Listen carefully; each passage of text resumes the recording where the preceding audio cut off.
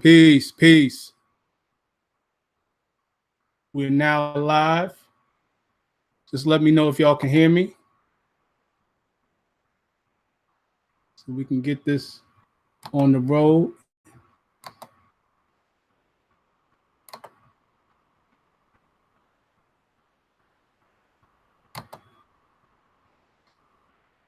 I'm just checking right now to make sure everything's good. And we'll have our guest in a few minutes, our esteemed guest, Brother Alim, Dr. Alim El-Bey. I apologize for the little late start, making sure we get everything underway. Trying some new equipment here, so I just want to make sure that we got everything good.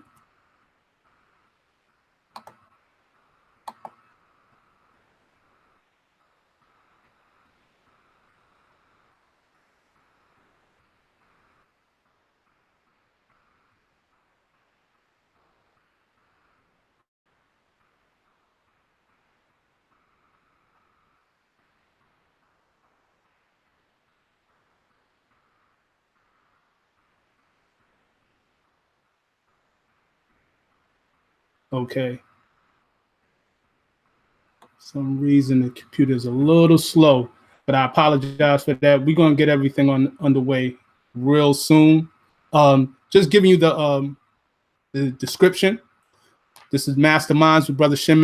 Once again, we're back after an extended hiatus. We're returning with none other than renowned author, scholar, and metaphysician, Dr. Alim El-Bey. Will be discussing his book, First World Order, as well as speaking on topics such as what secret societies did Noble Drew Ali expose? One moment.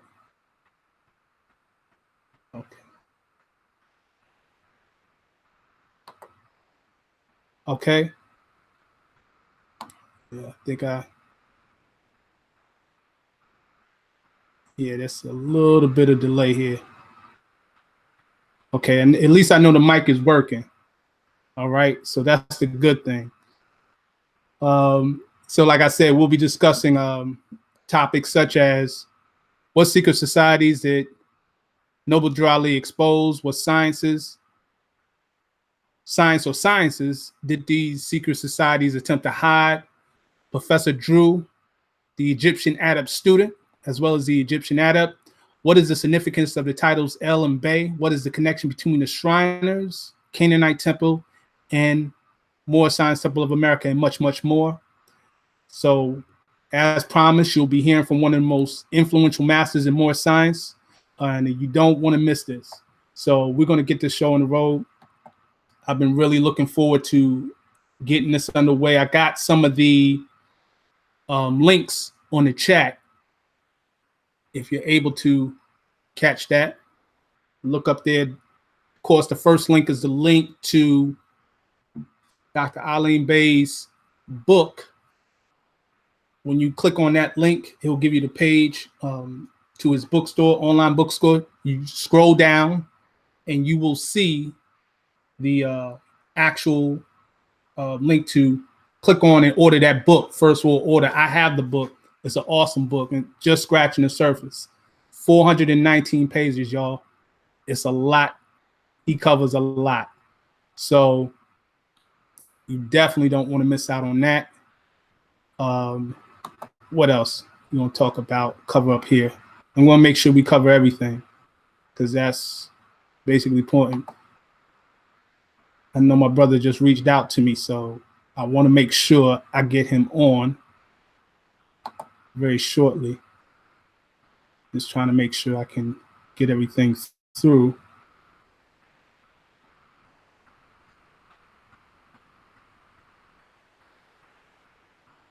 Take, but what? Just giving a background.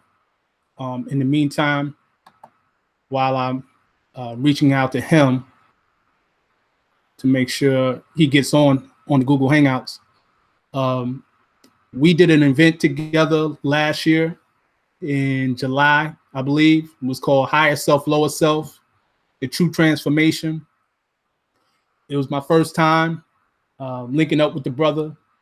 And ever since then, you know, we've been linking up and building. He's invited me to a few of his events as well. I've had the opportunity to attend and I build with him and his other half, the Empress, Sister Kadira El-Bey. I said, good people, man, real good people.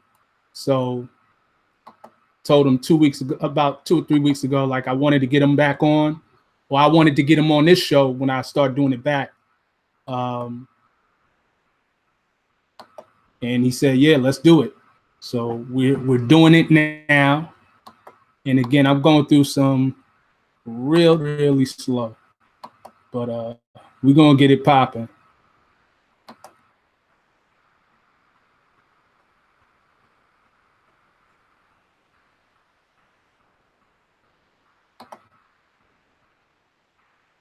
And the reason for this topic that I wanted to talk on, and again, when I get him on, we'll be all set. But there's a particular oral statement that's been used a lot within the Moorish movement.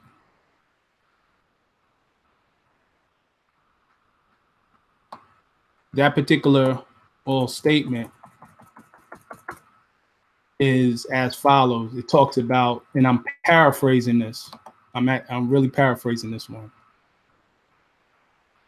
It says that Noble Drew Ali came to off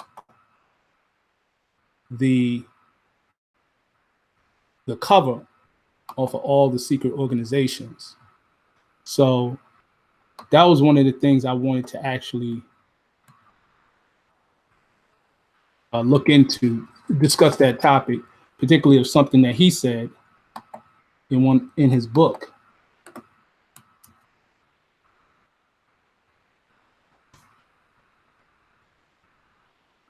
Okay. So that's what we're going to go into. You know what I'm saying? We're definitely going to just go into that and put that out there and just cover everything. Like I said, a lot of information is going to be covered. And we're not just good. This ain't going to just be hearsay. This is actually going to be documentation. We're going to go over stuff that can be researched, stuff that has been researched and verified. You know what I'm saying? You're going to hear it. You're going to hear some real stuff. So that's the whole gist of this show. So I hope y'all ready. I really hope y'all ready, because we're about to go in heavy, really heavy. Okay, just got the link. Shot my brother the link.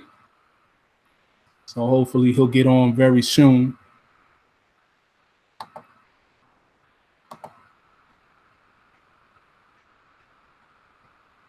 Check some things out here. Oh, and just to update everybody, we will be getting back on these shows. It won't be every week. We're looking to do this either on Saturdays or Sunday nights. So it may not be, matter of fact, it won't be every weekend, but hopefully we'll do this about every other weekend. Like I said, it's been a while getting back on this. So I'm a little rusty with this thing. So we're gonna get it popping. Definitely gonna get it popping. And I know my brother Alim he's been going hard. He actually got a recent video he put out about the 888 and the science, the occult science of breathing. You definitely want to check that out. Definitely. That's a powerful one right there. He just put that one out. And with that, we're going to cover a lot We're definitely gonna cover a lot today. Definitely. We all got a powerful one right there. You just put that one out. That also cover a lot. Definitely gonna cover a lot today. Okay. Peace. Peace, God. Peace. Peace. I'm glad you was able to join. Damn, we all able to do it in the same room. Oh yeah. So we just gonna get it on and popping. Like I said, I was telling people while I was waiting on you that that we've been, linking up since last year when we did the event. Last time we met, that I wanted to get this show with you on. Right. So, without further ado, this is going to be a real good build. Is there a lot of feedback on my end, brother? No, it's on my end. No problem. But we'll still keep it rolling. This is this is going to be like a slash interview, slash discussion, slash seminar, all that. Okay. We're going to be building. Want to talk on your book, The First World Order. It's a powerful book, and this is pages, y'all, so I'm just scratching the surface on this, but I want to talk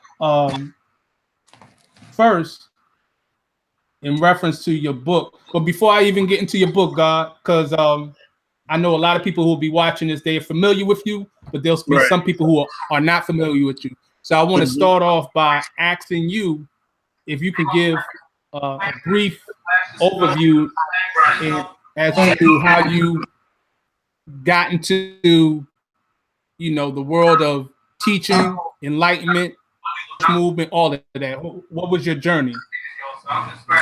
Well, basically, I started at the age of 5. And what happened was that I was able to pierce into other dimensions, for lack of a better term, and seeing other beings. So at 5, I mean, that just made me think that, there's more to planet Earth than what I'm being told at that young age of 5. I wasn't seeing it on Sesame Street, So what happened was that, by 9, I seen a UFO craft hover over top of my head about 100 yards, 150 yards over top of my head to the right of me. So at that time, I told my mom that I needed the Time Life magazine books. And so she started ordering me the Time Life magazine books, and I still got them to this day, from 9 years old, and I'm 49. So that's 40 years of toting books. And so she ordered them, and every month I got a brand new book. And so here I am at 9 years old reading metaphysical information at 9, not realizing and knowing where it might end up later on, that there would be an actual place where I can utilize this information to help awaken people. Wasn't thinking about, I can do lectures, of course I'm 9, I'm just enjoying the information and trying to figure out, the science of the soul, why am I here? What is my purpose, my mission in life? So that's what I was trying to figure out at the tender age of 9, while others might have been playing with their dolls or playing with Ken, Evil Knievel, I was reading, so some say I was a nerd, but whatever the case was, I'm trying to find out about the signs of the soul. So I was looking more at myself as an alchemist. Can you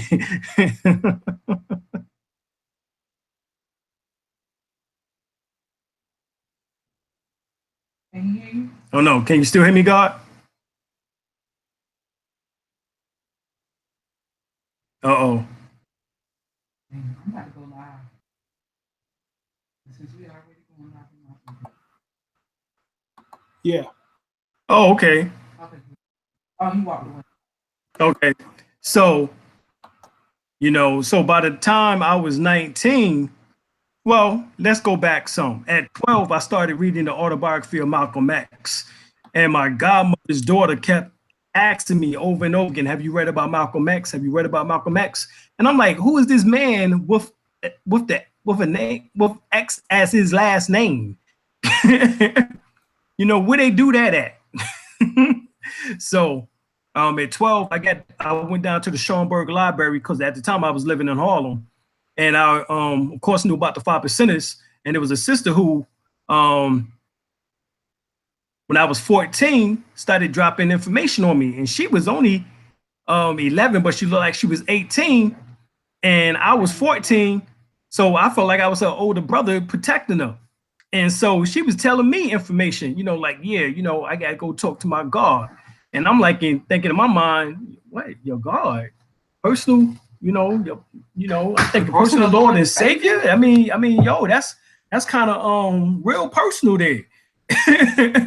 More personal than I can even imagine. And so she started just breaking it down. I said, no, I'm talking about my man. And I said, your man is God? And she was like, yeah, I'm gonna introduce you to him. And I'm like, oh, shoot. Now that was interesting.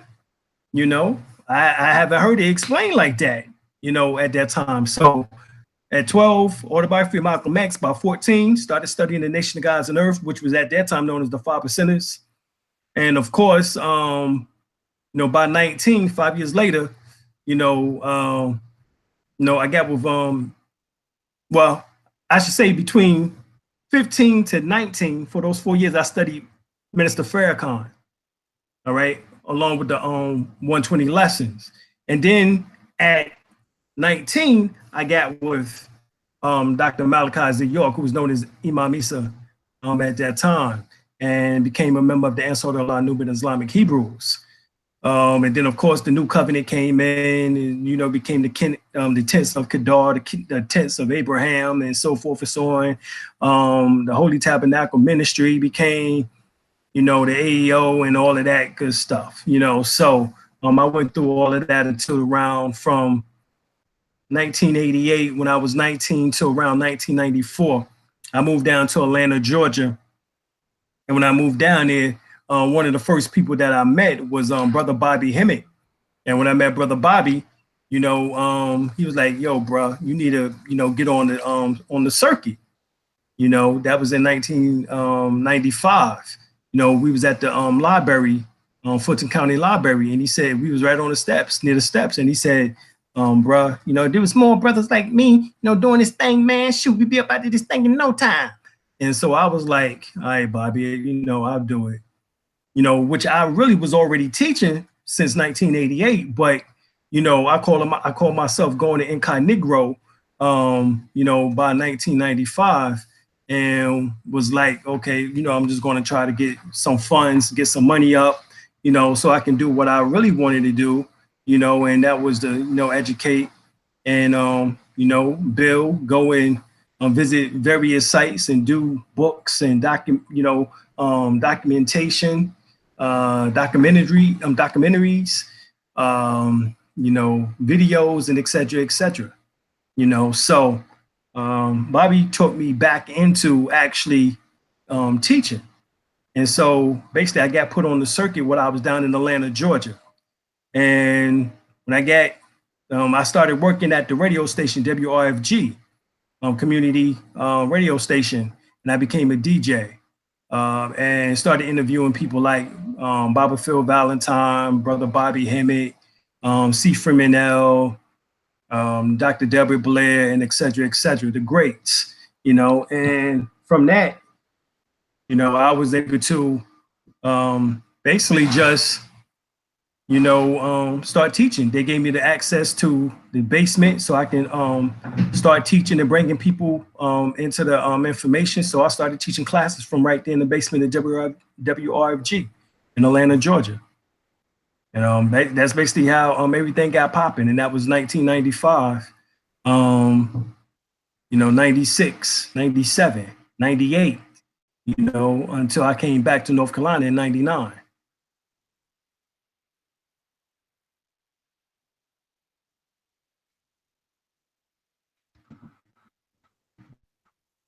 All right, that's peace, God. Yo, all right, God, can you hear me?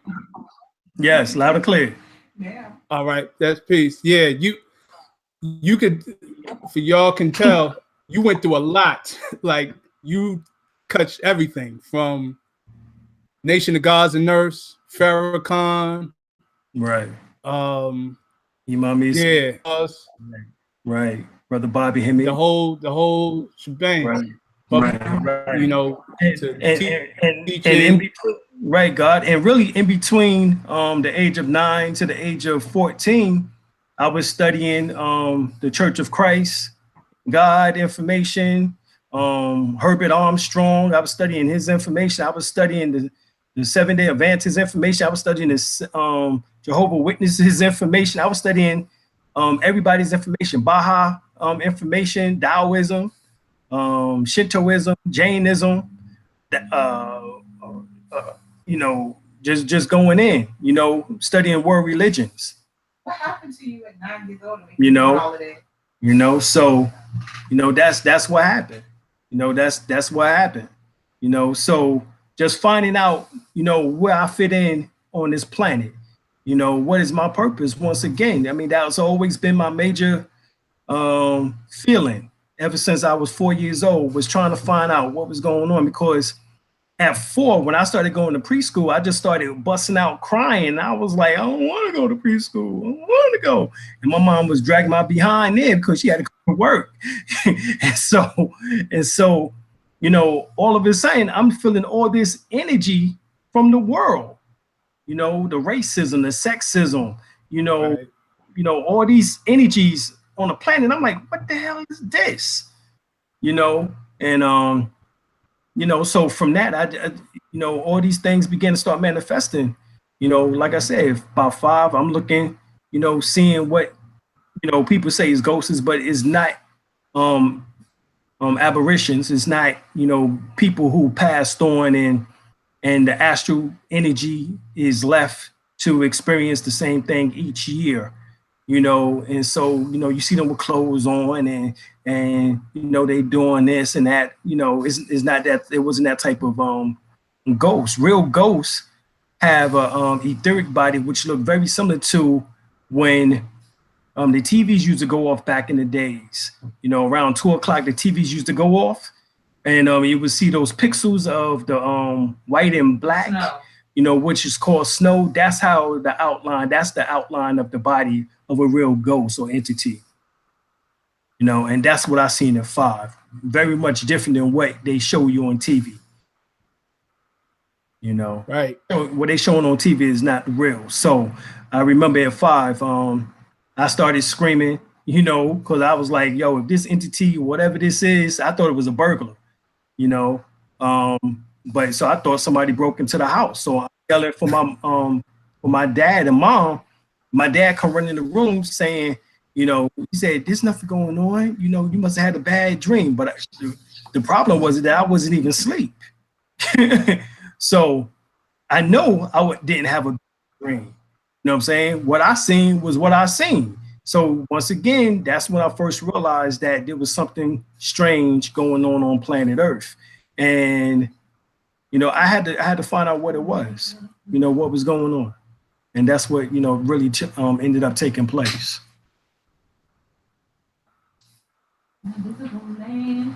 Right there. You had that at a young age, and you caught me out there when you mentioned Herbert Armstrong, because I remember those Plain Truth magazines. Exactly, the Plain Truth. Exactly, right. Yeah, man. Matter of fact, when I started questioning the Bible, those was like the first joints I used to read before I got a hold of the Ansar literature. So exactly. But yeah, see, there you go. You follow the same path, God. So that's what I'm saying. So yeah, man. Oh, yeah, that's just what it was. You had to find out what was going on planet Earth. Matter of fact, that was the first book I bought from a brother from the Ansar Nubian Islamic Hebrews, was Who's Who on Planet Earth. That was the first book. Planet Earth. Yeah, man. Yeah, that's so real, man. So yeah, that says everything. And of course, we also know that you are part of the Washita Empire. Part of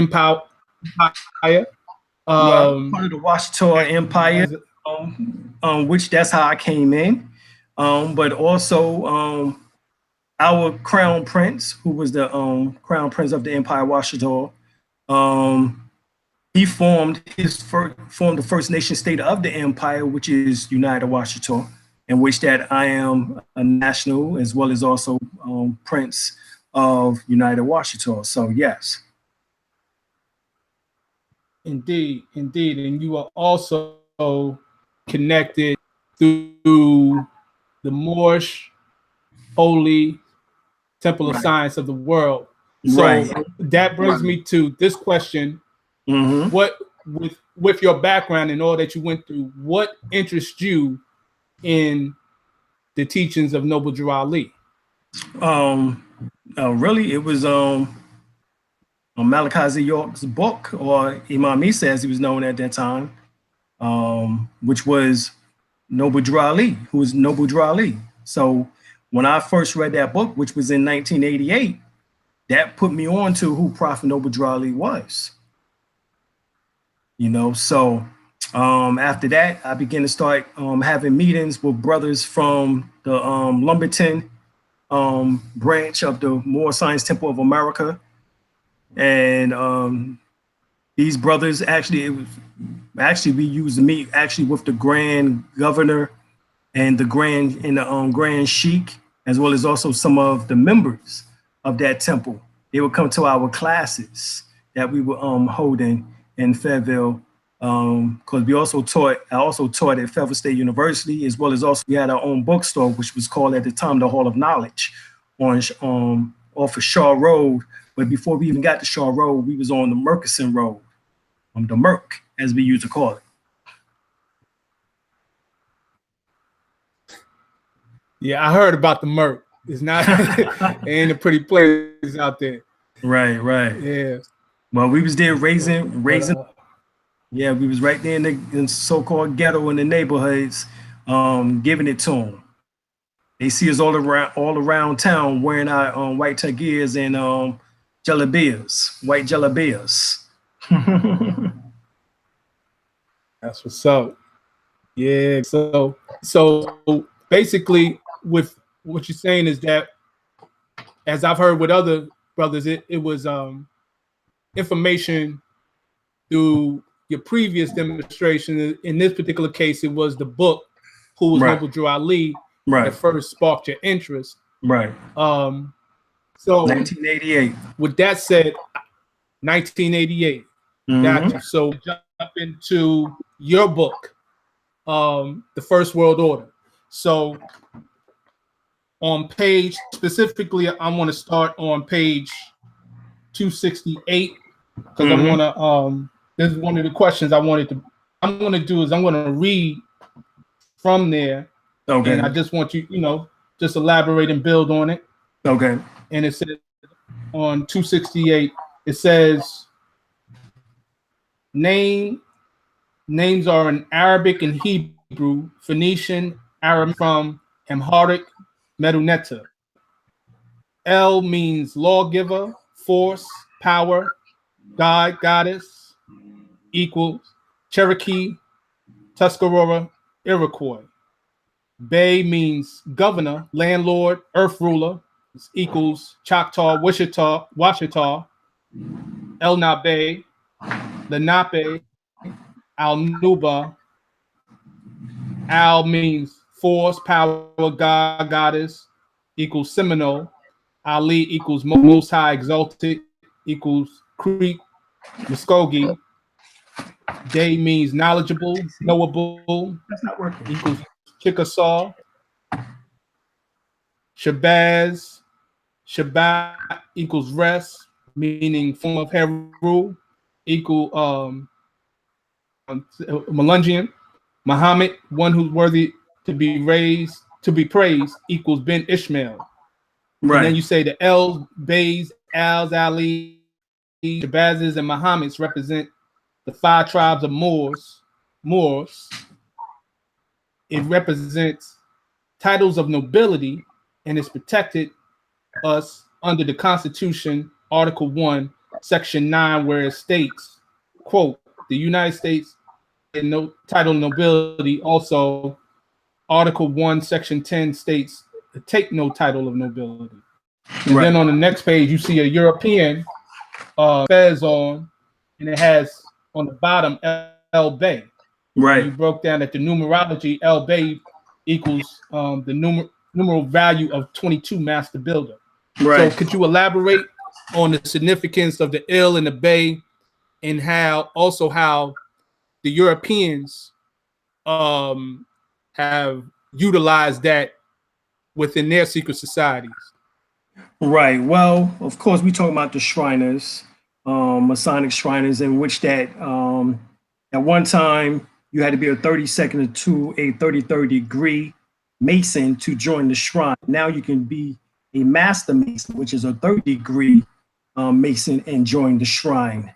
But we know that the shrine, was and is a secret society of Europeans, in which that really had ties to the Knights of Templars via, I guess you can say, the Sufi teachings. All right. We know that there's a link from the Sufi teachings into the Knights Templars, and also the Rosicrucians, in which that we get the Masonic degrees later on. Of course, anyone can go and read dozens and dozens of books on that connection. I won't get into it here. But the thing is that what we was doing is that we had the 5 civilized tribes that they always speak of. And then we have the 5 titles, which the Moors always speak of. So you have the 5 civilized tribes that the Europeans speak of, and then you have the 5 titles that the Moors speak of. Then, there has to be a correlation somewhere. And so what we was doing here was putting together the correlation and showing how those who speak Algonquin, right? Mostly they are Algonquin speakers, or the language of Algonquin, or the major language of these various tribes that we may mention here. Cherokee, which is Sigi, Ananawea, or Kitawa, as they are also known as. And then you have Tuscarora, and then of course the Iroquois. The Iroquois actually is the Chickasaw, which are the Cherokee, which was actually one of the largest tribes of the so-called Native Americans. And of course, here in North Carolina, if you ask many of the so-called Black folks, here in North Carolina, their heritage, many of them would say that they have Cherokee influence or Cherokee ancestry, I should say. So these are all connected by way of, once again, via language, as well as also birthright and heritage. So since they can't give us what they call nobility titles, we just stopped simply utilizing them because of the fact of us being enslaved in some shape, form, or fashion, whether it's through mind control, manipulation, or through fear tactics, or simply from being on the plantations and having an actual master. We have gone through colonialized, we've been colonialized. So we have to bring back our titles of nobility. And of course, Prophet Noble Drew Ali was the one who brought us the last names in which that, or surnames, which actually are titles in which that we utilize when we was part of the Ultimate Empire.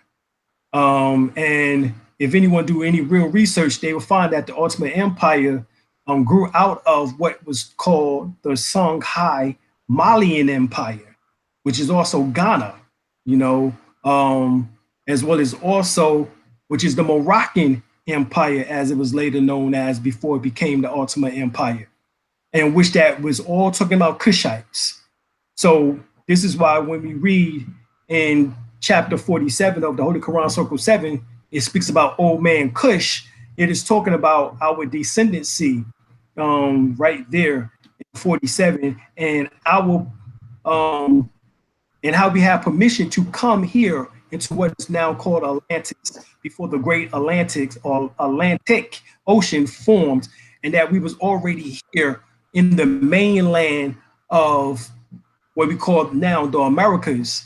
And then when you get the book Forbidden Archaeology by Michael Creedmoor and Richard L. Thompson, they state that there was humanoids already here in the Western Hemisphere 600 million years ago, which would date 400 million years before the continental drift, which is before what Prophet Noble Ali spoke about of when the continents broke apart because of the great earthquake or volcanic activity in which that took place that he speaks of in chapter 47. So this is us simply trying to connect and tie all this information together. That's what it was.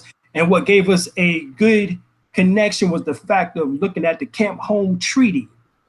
If anyone read the Camp Home Treaty, it tells us right there that we had the Choctaw, the Cherokee, the Creek, which is Wichita, and that they was part of the Wichita Nations, all right? And that all these bands of what we call so-called Indians was part of the Wichita Nations. So these are the connections that we were looking for. Indeed, indeed. So that lets us know about the significance, because you definitely spoke on North Carolina, right? And of course, we're both in North Carolina right now, and of course, right. Noble Ali was born in the state. And then he said he was raised on the Cherokee reservation. So I mean, there was clues. And then he states that these are what? These are tribal names. You know, so not only are they titles, but they're also tribal names. Now, there's only the indigenous people call themselves by the term tribes.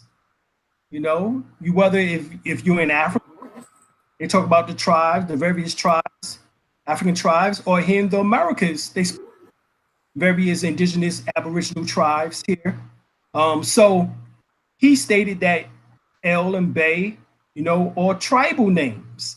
So these are tribal names also, not just nobility titles, but tribes. And so when I got that connection that these were tribes, and then you look up the 5 tribes that the Europeans spoke of that was so-called civilized, you know, then we had to begin to start putting these pieces together. And this is some of the information which that has been hidden from us, which is actually on the Cherokee reservation. You know, whether it's the Western Band Cherokees, you know, or the Eastern Band Cherokees, there's information which that has been hidden from us.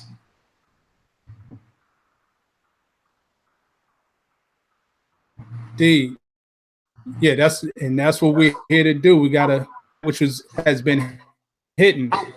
Right. I want to go back to what you said earlier about the Shriners, and you now that they can degree Mason and get into the Shriners.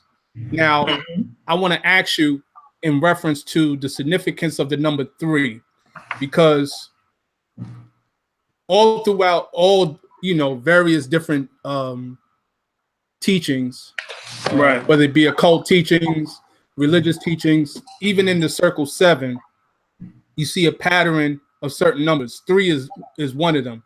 Even in the Moorish questionnaire, the question is asked, what are the words of the AC of the M.S.T.A, Adept Chamber of the Moorish Science Temple of America, third heaven. Right, third heaven. So you see that pattern of 3. So my question is, what is the significance on a metaphysical level with 3, and how did that play into what we see now with these Freemasons, etc.? Right. Well, you know, in Masonry, they hit the you have to knock on the door, you know, in order to enter 3 times. In court, which is also Masonic, the judge hit the gavel 3 times, and also the bailiff have to say "Hear ye, hear ye, hear ye." They have to say the individual name 3 times, like Candyman, you know. So 3 actually is the number of manifestation. All right. In the occult teachings, 3 symbolizes the number of manifestation. If you want something to manifest, then it has to be done 3 times. So like within Wiccan, you have to say it in your mind, you have to whisper it, and then you have to say it audibly. You have to say it out loud. So those symbolizes 3, which symbolizes the manifestation, because that is symbolic to the word being made flesh, coming from the unseen into the seen realm. So that's what 3 symbolizes. Of course, we know it is solid, liquid, and gas, ABCs, 1, 2, 3, you know, so forth and so on. Indeed, indeed. So that ties right back into the circle 7, where you have the 3 main planes: spirit plane, soul plane, and plane of manifest. So when you say that the 3 is the manifest, like you said, taking it from that unseen realm of spirit into the plane of manifest. So with that said, because again, I want to tie this also to what you mentioned, or your video you put out just recently, the 888, right? In the science of the occult science of breathing. So, you know, Europeans take, you know, the sciences from the original man. Right. Now, how does that play into the whole aspect of what we're seeing now with the addicts, and you know how they're being manipulated? Give me an example. What you mean? Well, for example, what I mean by that is in terms of how people are thinking. Right. You know what I'm saying? The way people think. Okay, for example, the way we think, you'll say when you go to school, you got to do reading, writing, arithmetic. Learn, like you said, ABC. Right. You know, get a good job. Right. You know, get a house. You know, all the 3 things that applies in people's life. Right. So, yeah, that's basically right. Well, since 3 is the number of manifestation, when we utilize 3, it's actually casting a spell if we're not careful. Just like what you was talking about, a spell could be cast if, for example, we all heard it saying, only thing you're gonna do, nigga, is stay black, pay taxes, and die. Well, that's 3. You know? Right. So if we keep saying that type of thing, then that's what's manifesting. You know what I'm saying? That was really what I was doing with that 888 lecture. And even before then, when I did the one the week before, which was on the light body, was to show that death is not the only option. We've been taught that death is the only option, but there's also the possibility of being able to transform our body into light. And us being revealers of the light, you know, which is spoken of within the Holy Quran Circle 7. You know, when you go to the, what's that, the 3rd chapter, it speaks of that you have the revealers of light. Yes. You know? So we are supposed to become the revealers of light. That's our purpose, our mission. So you can't reveal something if you don't have it. So, you know, that means we have to get our light body up. We have to start tapping into our the DMT, the methyltryptamine, which is the excretion of melanin or its various chemicals in the brain from the pineal gland, so that we can begin to start changing our outlook and our body structure, in the sense of transforming from 666, which is 6 protons, 6 neutrons, 6 electrons, to 616, which is from carbon 12, which is 666, to carbon 7, which is 616, which is 6 protons, 1 neuron, 6 neuron, and 6 protons.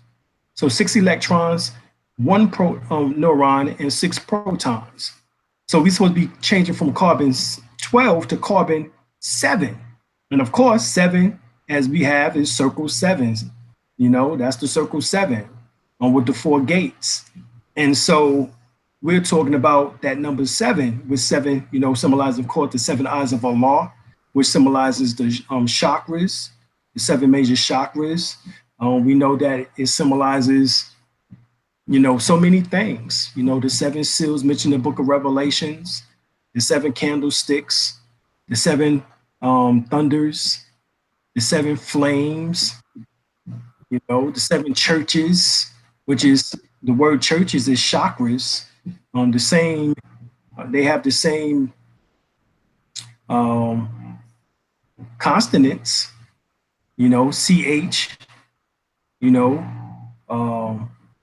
RCHS is CHRKS. You know, so the same. They have the same, and of course, K makes the CH sound. So that's what they told us when we was doing spelling bees, you know, back, you know, in you know, middle school and even before then, you know, elementary school. So we have to realize that when we're looking at certain words, these are certain codes or cultic terms and codes which has been put out so that we can figure it out. Most of the time, it's not just going to come naturally. You have to read many books and begin to start pondering on what you've read so that you can reach the proper conclusion, because this is spiritual information that is being revealed to you. So that's how that's how you begin to start obtaining higher levels of consciousness, is questioning yourself, questioning the information that you read. Most people just simply try to question the person instead of just questioning themselves and then allowing for the information to be downloaded to them from the Akashic records, which allegedly that's what portions of the Holy Quran Circle 7 stems from, is from the Akashic records. Indeed. And I'm just building on what you just saying as far as taking things from, I guess you would say, the ether planes and bringing it to manifestation. Right. You spoke about the circle 7 and the 4 gates. Right. So see the circle 7, and you mentioned also one of the great teachers, C. Freeman L. One of the, matter of fact, the first video I've ever got. Who was also one of my teachers. Yes, yes. The first video I ever got of his was dealing with the circle 7, and he spoke about how the symbol in and of itself, if you realize, is more powerful than anything that's in the book. So one of the things he mentioned about was, you know, the importance of symbols. And I know you're dealing with, you know, 4 gates, you're dealing with the circle, you're also dealing with a 360 degrees, also, which is also in a square. And circle 7 in chapter 5, it talks about tools of the workshop of the mind. It talks about the compass, square, and everything of that nature. So,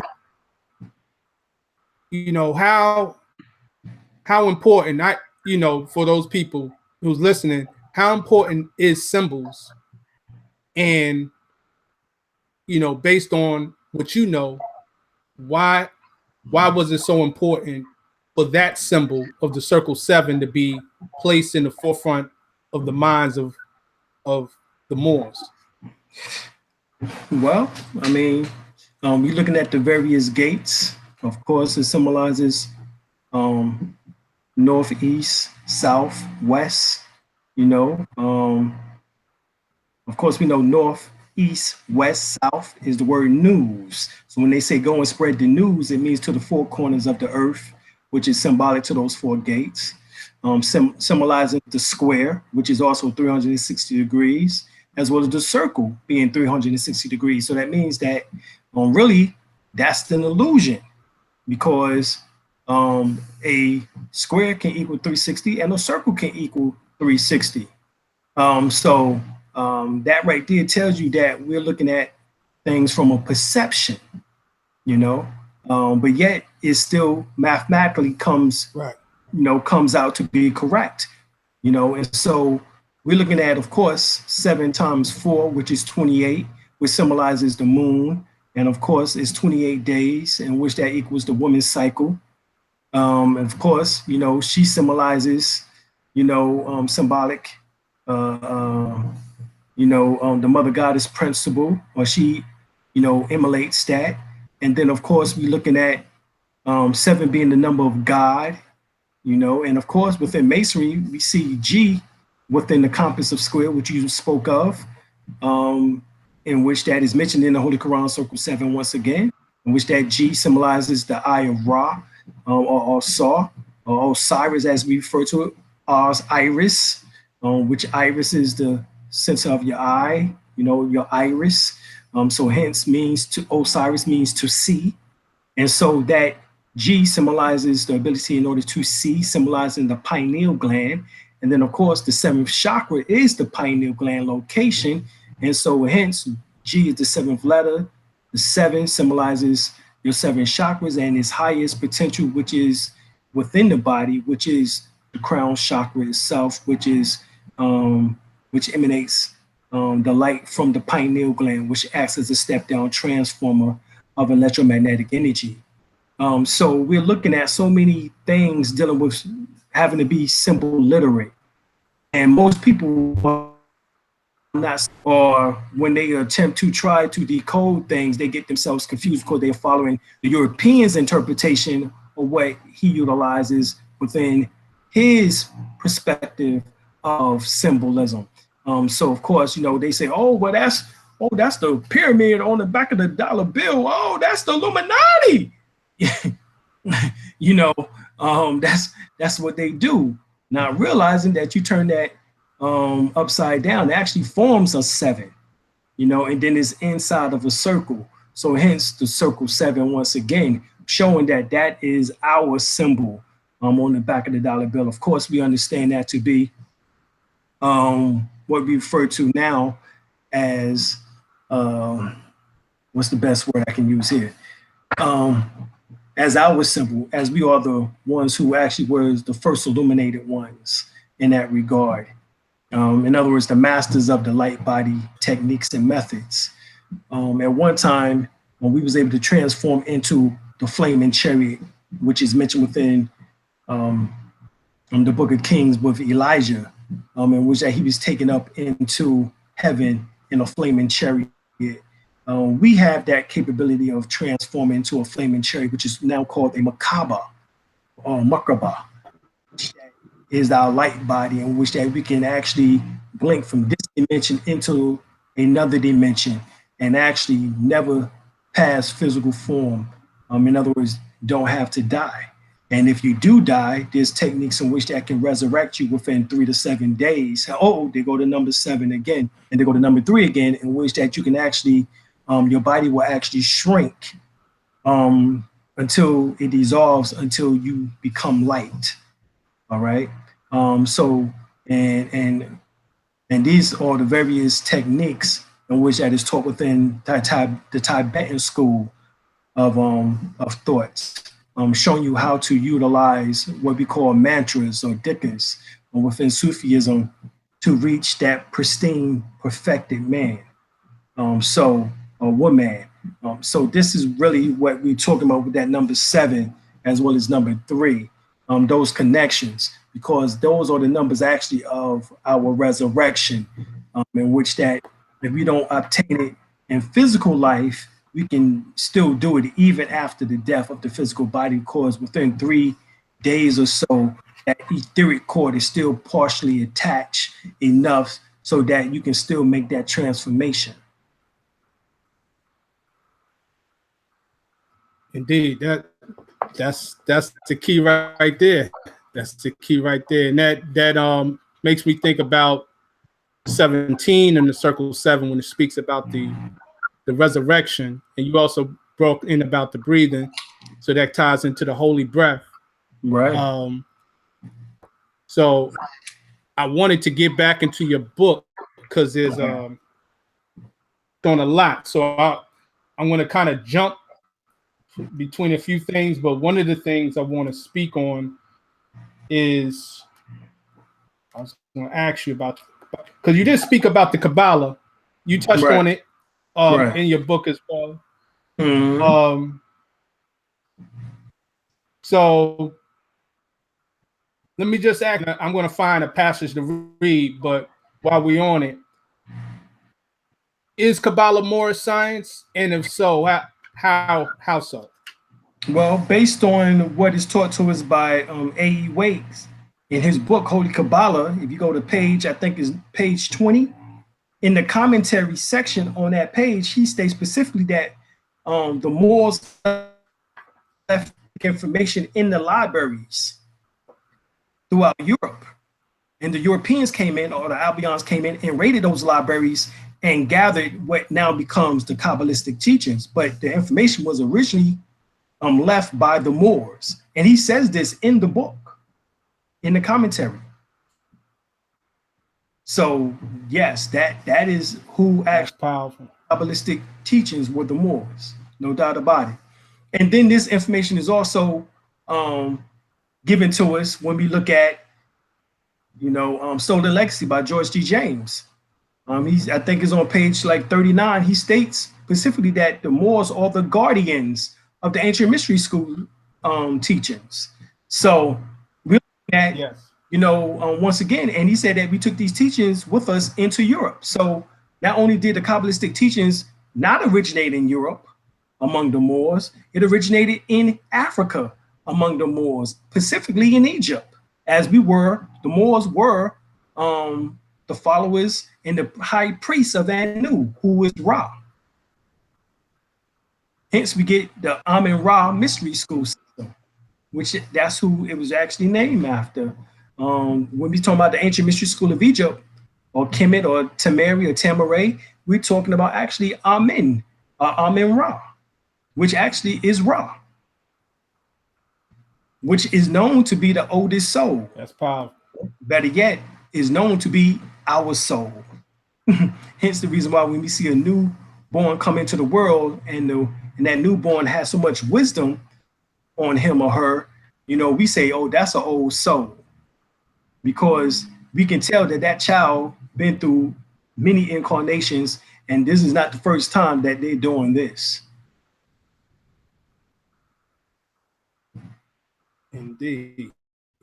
Now, I wanted to go into a page on your book, page 366, and it's a lot in here, so I know I won't be able to cover everything. Right. But those who get the book, those who already have the book, there's an act, and I'm going to read the caption. It says, Sumerian cylinder seal, circa 2500 BC. Notice God, Adam, Eve, and the tree and the serpent. Right. Now, the deep thing about it is that pretty much what you're looking at is the Kabbalistic tree. It's just a different form of it. Just by virtue of if you count the branches, and how it's designed. Right. And then underneath you have this passage. You said the Heb-Heru wrote the Holy Kabbalah, which the tree of life first, oldest found appears. Kamat Atu mysteries universities observed 22 major paths, builder 22 tunnels or channels in which prana energy flows, even though there are 72,000. Right. So that ties back into what you were just talking about with the energy, the prana energy. Right. And basically that how that system is used. And we know the Europeans have taken our sciences just like Kabbalah and used it for how they used it. But this is you just showed and proved just in this book that it really goes back to us. Yes, it does. Yeah. And we talking about A.E. Wakes, A.E. Wakes. I mean, we talking about a master Kabbalistic teacher, and he stated that the Moors were the ones who brought that information to Europe. So, I mean, that's verification coming from a so-called European.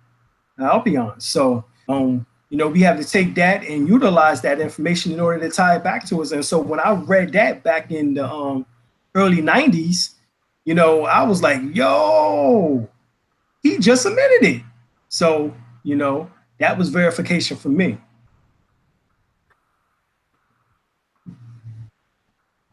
Right, definitely. A. Wake is devils, when you look him up, occultist. Right. As far as in the league, to ask you about, since we're on that line, about another one, Dr. P.B. Randolph. Right. Now, I want you to expound on him, but I'm passing what you have about him just briefly on 276. Right. Says Dr. Paschal Beverly Randolph, who was the first Supreme Dome Cross of France and the second Supreme Grand Master of the Fraternitas Rosicrucis, Hierarchus, and the Ansarith, member of, I can't speak all these, L'Ordre de Luz of France. Of France. Yeah, the Double Eagle of Persia. The Order of the Rose and of the England. Order of. So, I mean, he has a lot of titles. Yes. Can you just let the people know who P.B. Randolph? Because in one of my previous shows, I was speaking with the brother Sharif El-Bey, and he spoke about P.B. Randolph as well. So, who is P.B. Randolph? And what is his importance in all of this? Right, Dr. Paschal Beverly Randolph. He was the first Supreme Grand Master of the Supreme Dome of the Rosicrucians or Rosicross of France, in which that made him actually the head of the so-called Illuminati in the mid-1800s. And his best friend was Abraham Lincoln. And they formed what is called the Triad or the Triune, in which that Hitchcock, himself, and Abraham Lincoln. All right. Now, the thing was that these was all Moors or Melungeons, because Abraham Lincoln was a Melungeon or a Moor. All right. Matter of fact, this is why I show on the next page what is shown to us in the Library of Congress, that Abraham Lincoln was called Abraham Africanus. Okay. Showing that he had so-called black blood. And of course, this is told to us already in the five in the five black presidents, right? The five Negro presidents, excuse me. You had the 6 black presidents, right? In the book, the 5 Negro presidents, that came from J. Rogers. And then the 6 black presidents was a book written by Sister Arcette. So, you know, this is where we get this information from. And of course, you know, we're looking at Beverly Paschal Randolph, and as we stated, you know, he was the head, you know, of this information or more, you know, and of course it's not the Illuminati that you think it is, but within the Rosicrucian teachings, in the various degrees, once you get to degree 9, you actually have become part of the Illuminati, or you are in the Illuminati.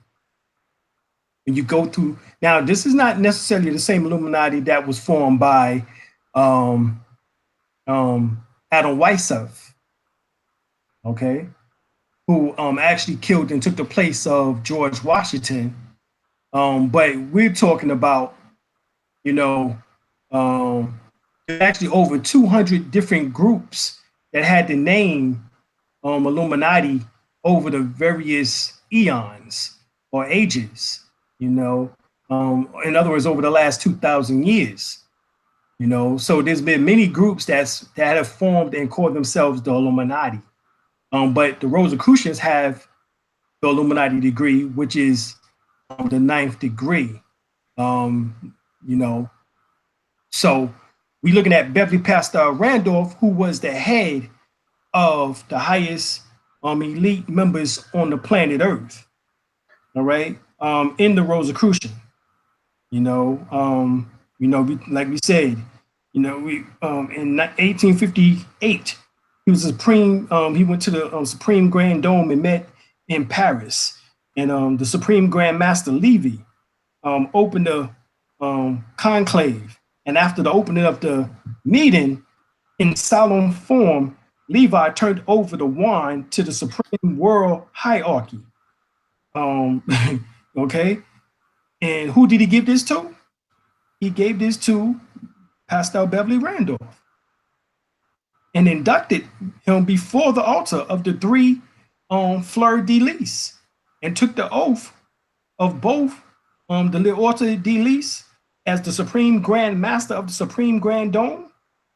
After taking his seat, the grand ritual was performed, and he stepped down from the chair and handed, like I said, that wine to Count Gennati, who proceeded to recall Supreme Grand Master Levy to his seat, and the proper officials proceeded in the initiation of Dr. Randolph into his office as Supreme Grand Master of the fraternity Rosicrucians for the Western world, which is North, Central, and South America, and the Isles of the Sea, which is the Caribbean islands. And the three highest ranking members in the Western world, which is North America, Central America, South America, and the adjoining islands, as we call them, and was composed of the Council of Three during the crucial time of the period of pre-beginning. All right, that's what he's talking about. The period pre-beginning formation of the American Dome was first Dr. Pascal Beverly Randolph, Supreme Grand Master, and later on John General Hancock and Abraham Lincoln, seat as the council in Washington. This council continued active until the death of the president. In other words, his assassination. It was known as the Peerless Trio, or Unshakable Triumph Virate. It says the election of Lincoln, a so-called Black Republican, was the final straw that touched off the initial exodus of Southern states from the Union. It was a battle between the Masons, and John Wilkes Booth was a 32nd degree Mason, and Abraham Lincoln was a Rosicrucian, one of the three highest Rosicrucians in the world. And Abraham Lincoln also being a Moor, which is a Melungeon, you know, it explains why he was put on the copper penny and turned the other way, because remember, the Aboriginal people of the Americas was copper in complexion. Even so, on the penny, Abraham Lincoln, like I said, is turned to the right compared to all the others presidents who was turned to the left. The vast majority of the presidents were Masons. Abraham Lincoln is the only known Rosicrucian. Okay, so this is and my teacher always told me, Grand Master Sunyata Saraswati, he told me, he said the Rosicrucians don't even like the Masons. That's what he told me. That's a powerful statement right there. Yes. Mm-hmm. So let's touch on that, because right. For those who are kind of late, so there you have it, y'all. When we talk about the Illuminati, we ain't talking about Jay-Z and Beyonce. So right. Y'all can kind of put that to rest. You know what I'm saying? Exactly. But the Rosicrucians. So right. This ties into Moors again, right? As far as the history of Rosicrucians. Yeah. Can you go into that? Well, Professor El-Bey, who's a 30-generational Moorish American, and he was the former Minister of Education for the Washington Empire, he came and gave me stacks and stacks and stacks and stacks of papers back in 2003. And what he stated was that Moorish Americans are required to master the Holy Quran, which is a text prepared by Prophet Noble Drew Ali back in 1926, and is not to be confused with the Orthodox Quran inspired by the said Arabian Prophet Muhammad. But Drew Ali's Holy Quran is the abbreviated form of a Tibetan text written in the Pali language before being translated into English. The more complete version of the Tibetan text is the Aquarian Gospel of Jesus the Christ, all right, which was written by Levi Dowlins who lived from 1844 to 1911. Prophet Drew Ali took parts of the book from the Rosicrucian works unto thee I grant, which previously was titled Infinite Wisdom Lessons, published by the Amark, which is Ancient Mystic Order of the Rosicrucians, all right, which I'm a member of. And most of it from the Aquarian Gospel of the Jesus the Christ, published in 1908 by esoteric Ohio preacher Levi Dowling. Now, in Aquarian Gospel of Jesus Christ, Dowling described Jesus supposedly traveled to India, Egypt, Palestine during the 18 years of his life, which were not accounted for by the New Testament. Noble Ali does not claim to be the author of the work per se, because he simply prepared it. That's what it says on the front of the book, that it was divinely prepared. All right, so he did not say that he authored or that he was the writer of these words. He knew exactly what he was doing because he himself obviously was a Rosicrucian. How else did he get his hands on the book Unto Thee I Grant in 1925? You know what I'm saying? And which was part of the Infinite Wisdom Lessons, which was published in 1923. Okay? He had to have been part of the secret society of the Rosicrucians in order to have his hands on those particular books at that time period. And it was definitely much more of a secret society than what it is today. Right? So we find that that the final sections of the Quran, chapter 45 to 48, are all in his proverbial hand.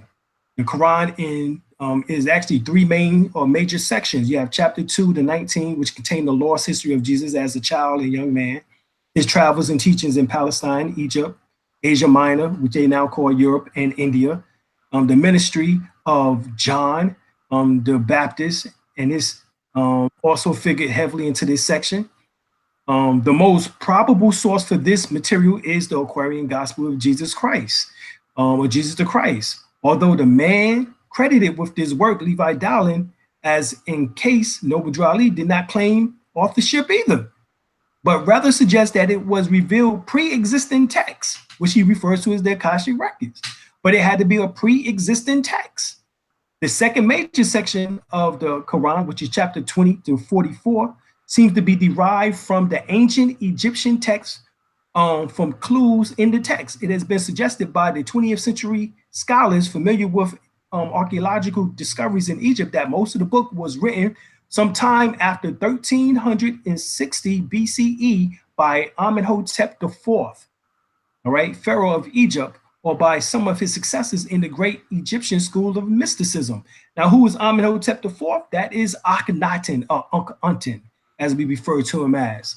So you're actually reading Tibetan lessons, and reason why they speak of the revealer of the light, because that is Tibetan information, all right, which comes from the Unto Thee I Grant and the Infinite Wisdom Lessons, as well as also the text coming from the ancient Egyptian mystery school, which is written by Amenhotep IV, who is known as Akhenaten.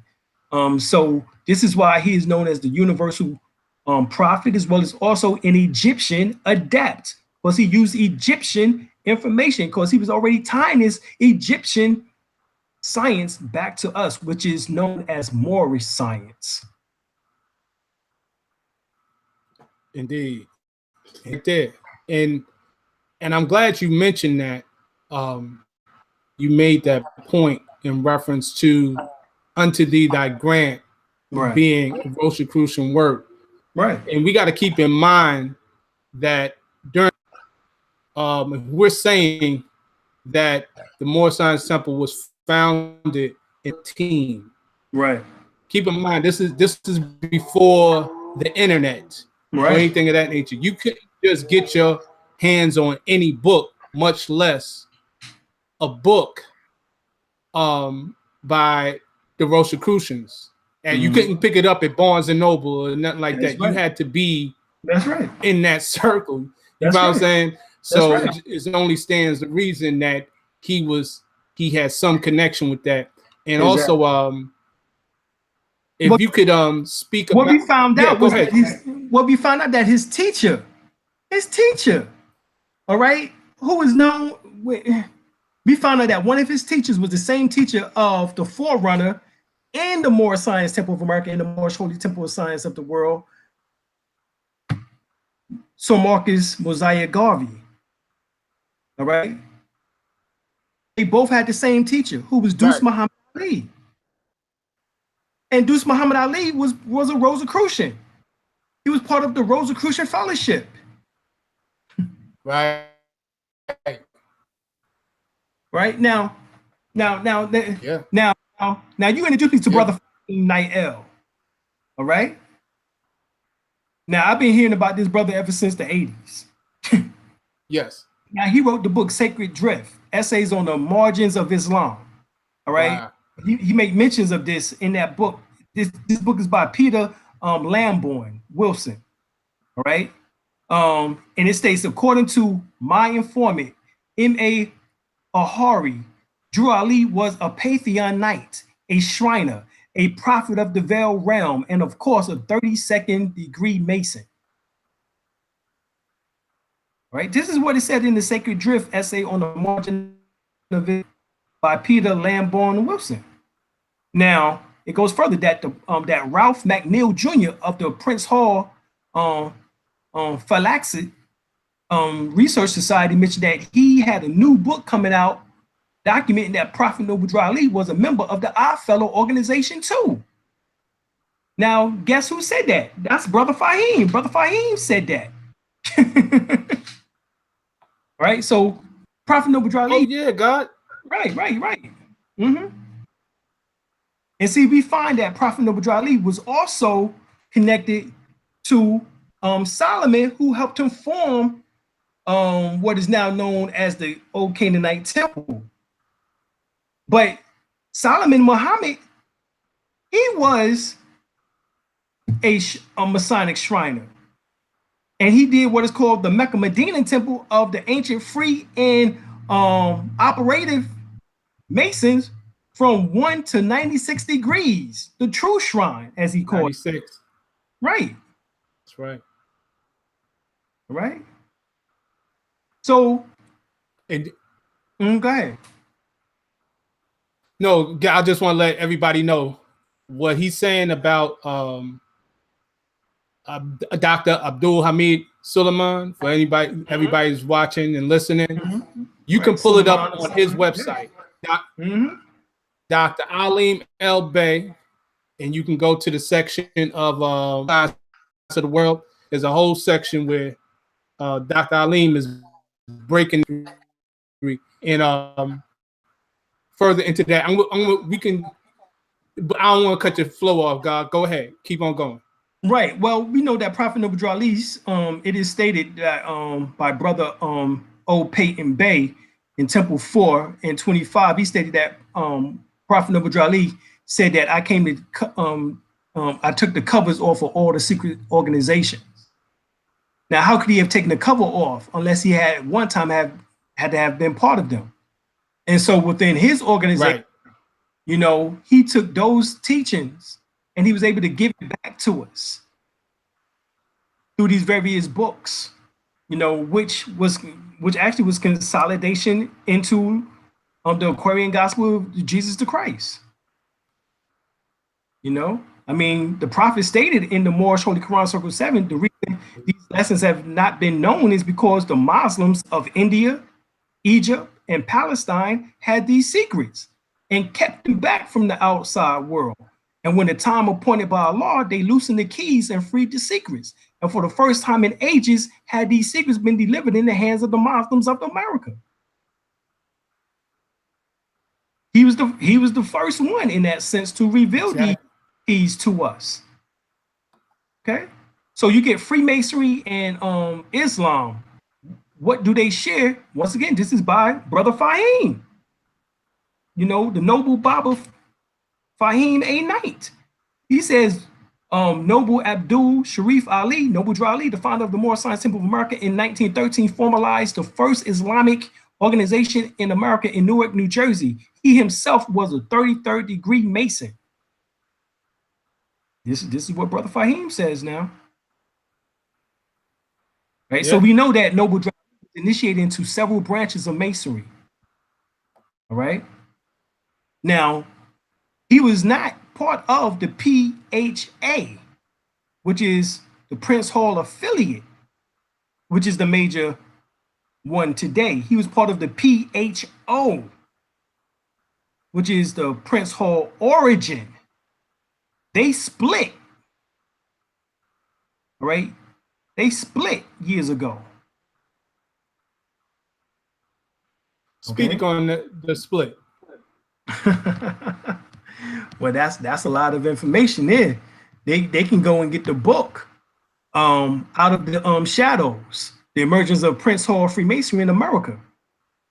That's oh man,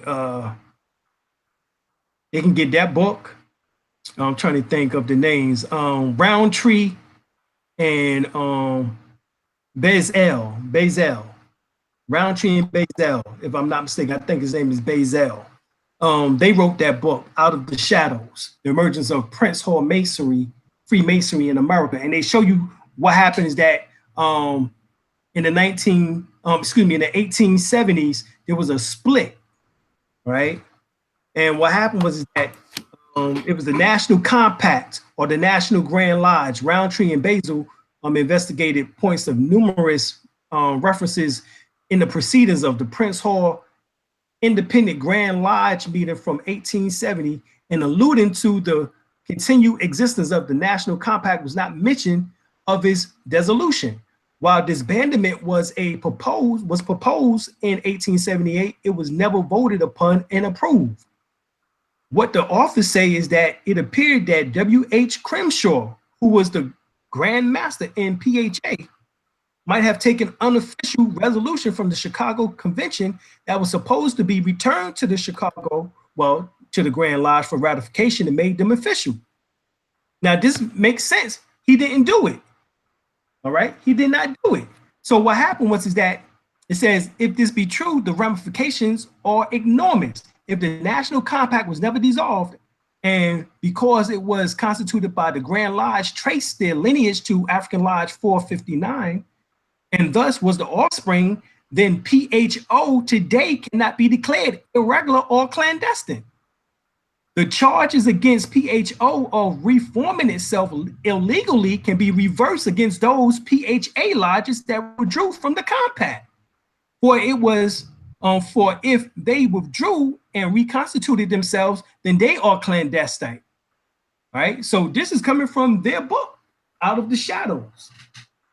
All right, Roundtree and Basil, so they need to go and read that, because that showed you that this is where Crimshaw began to start when he wrote his book, which is he wrote his book in 1903, which is called The Official History of the Freemasons Among the Colored People of North America. He goes and he start lying. He lies. He talking about that Prince Hall was born in Barbados to a European father and an African European mother who fled from the British colony of Massachusetts, where Hall became a Methodist minister.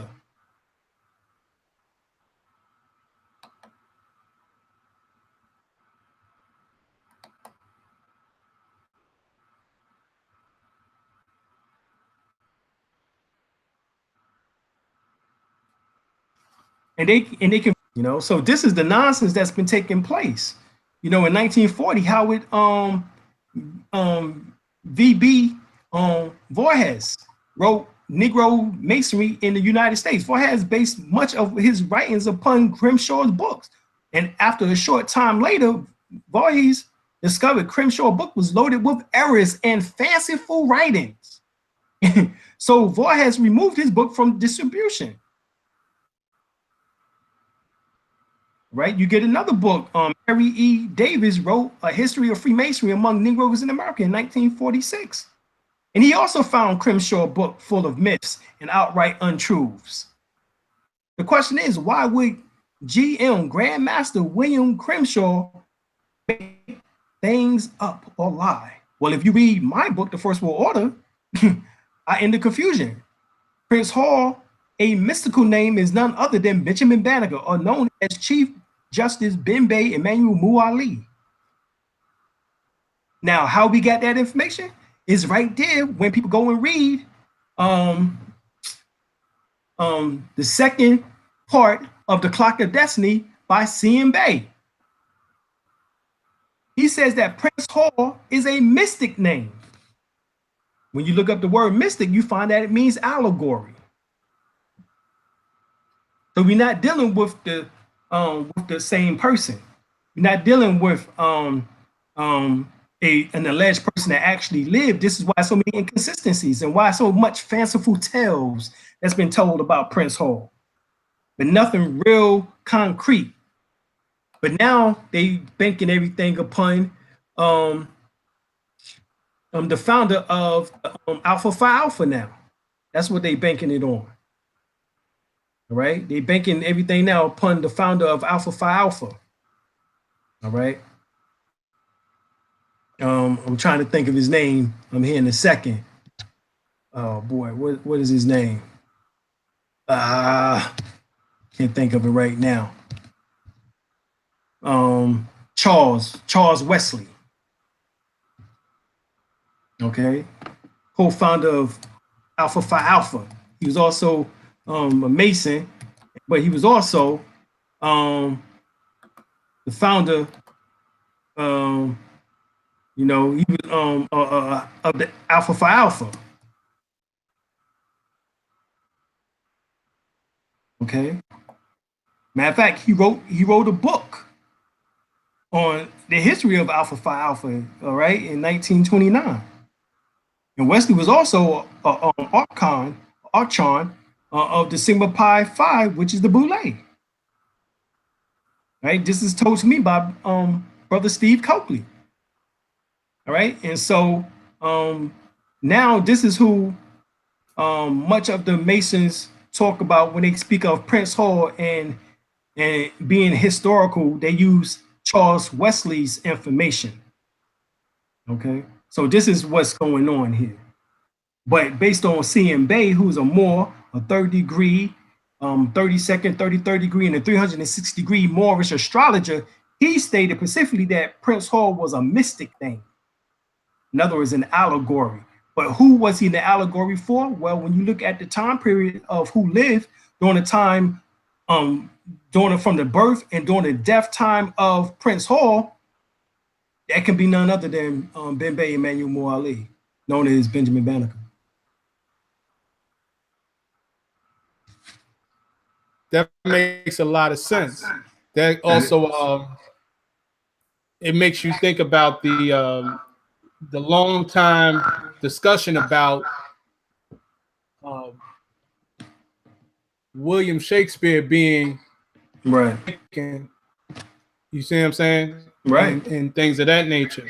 Right. And this was revealed by a 33rd degree by the name of Manly P. Hall in his book, Secret of the Ages. Right. Exactly. Specifically that Francis Bacon was William Shakespeare. Yep. Yeah. Yep. So yeah, definitely that. And with Prince, of course, Prince is more likely, than the actual birth name of the man. But I wanted to exactly enough. So what I'm going to do, I'm going to speak on it. I got the book. I got the actual physical book here. Okay. And I posted the link on the chat. Mm-hmm. It's because you mentioned about being a Mason. Now, one of the books I posted up was Prophet Noble Drew Ali, Savior of Humanity by Azim Hawkins Bey. Honors to him.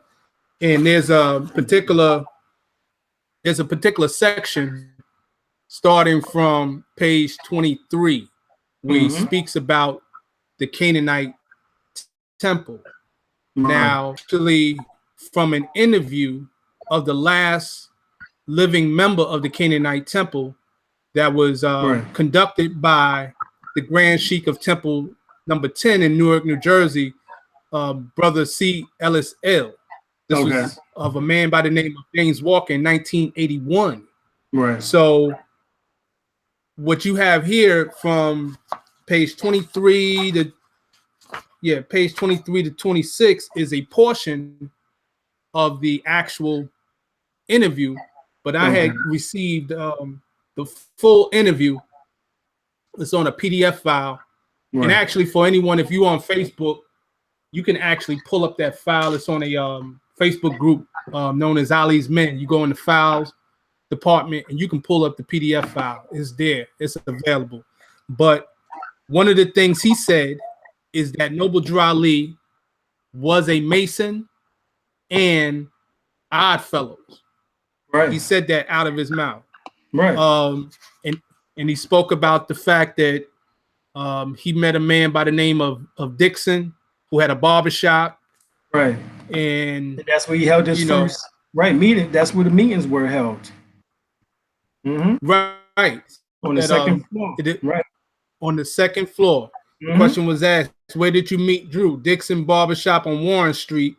Warren Street, 181 Warren Street is the same address that you see on the card of Professor Drew, the Egyptian Adept student.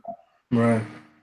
Where he breaks that down. So that all connects together in reference to that. And he said from then, the last time the question was asked, what was the question? He said, Brother Walker, I was told Drew lost out as head of this temple. Said, yes, he did in 1919. Dixon took over. Right. He said, Brother Walker, could you tell me about what Drew preached about? He had a Bible, and he preached that we came out of the holy land of Canaan. We were a holy people, and we was colored people, and Christianity was not the religion, and we were not Christian or Muslim. Did Drew ever say what the religion of our forefathers was? Yes, over the years, I forgot it. When I went on your ride to Hartford, I heard and it came back to me.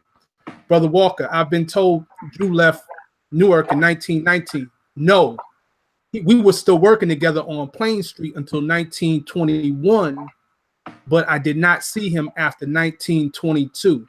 Mm-hmm. And I'll just stop there because we know that there's been and that's why I want to get into Dr. Suleiman, right? You know, of him being the head of the Canaanite Temple, right? Like I said, it's all on your website. Him being a 96-degree Mason, him giving the offer to the Negro Shriners, right? To join up under him, mm-hmm. and that offer was actually rejected, right? And everything. So, you know, this all ties in. It all makes sense, right? When you put those pieces together of who was the major players, and when you consider, when y'all go to the website, y'all gonna see that news article where Suleiman in a gathering in Harlem with Masons, Deuce Muhammad Ali is mentioned. Yep. As well as of course, where you get the Schomburg Library. Right. He was a grand secretary of the lodge in New York. Mm-hmm. You know what I'm saying? So statements pertaining to Moorish Science Temple, which you won't even find in temples, are on microfilm at the Schomburg. Right. So, you know, it's definitely a connection here. So, exactly. You know, if you could speak some more on Dr. Suleiman. Right. Well, Dr. Suleiman, Dr. Suleiman Muhammad, he was known also as Dr. Prince D. Solomon or Abdul Hamid Suleiman. And basically he was an Egyptian and Sudanese, Egypto-Sudanese, just like Deuce Muhammad Ali was. And he was an Arabic speaker. You know, he spoke Arabic. According to the 1922 newspaper article, they talk about, you know, who he was and what he'd been doing.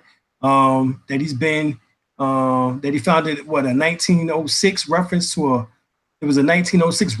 a Black Baptist minister named Reverend D.P.D. Solomon from 1906, which, we can't verify that per se that was him. But what we find out that the name of Solomon's movement, what we do know was the Canaanite Temple. And that Timothy Drew, who was known as Drew, Professor Drew at that time, later known as Prophet Noble Drew Ali, was a co-founder of that temple.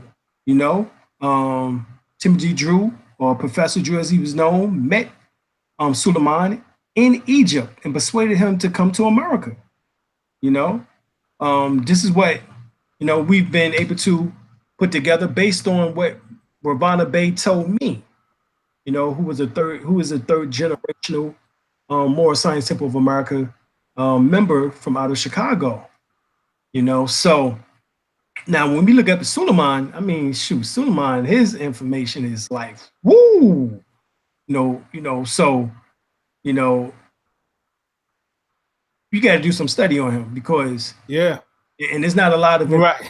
him, but he called his order the Medina or the Mecca Medina Temple of ancient free and operative Masons from 1 to 96 degrees, the true shrine. And how we know this because there's articles talking about the Egyptian ex-high priest declares that there's no true shriners among either colored or white Americans. Serves as a necessary, the oath coming from Mecca or Aleppo, Arabia, and the adoption of Moslemism, sworn by beard of the prophet. Right? And so you can go into that article and blow it up and read what you can, So, like what you was talking about, I mean, there's so much. There's a article, Journal of Race, Ethnicity, and Religion, Volume 2, Issue 13. It came out in September 2011. And basically in that article, it speaks about because of conflict reports that is taking place. It says that by the end of the month, Solomon had written a letter to the New York World newspaper providing more information about his background. And it stated that I, Abdul Ahmed Suleiman of the city of, Khartoum, and it says Sudan in Egypt, a Mohammedan by birth, master of Quran, having pilgrimage to Mecca 3 times, and thus became an eminent high priest and the head of all Masonic degrees in Mecca, Arabia, from the 1st to the 96th degree.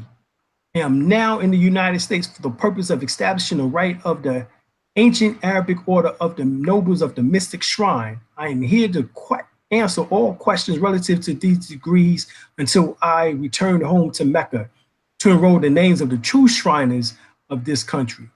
Now, this is coming from Patrick D. Bowen, who examined new evidence concerning the Canaanite Temple that was active in Newark in 1923, and which may have influenced the Moorish Science Temple. Of course, we know that just from like what you said, they didn't see Noble Drew Ali after 1921.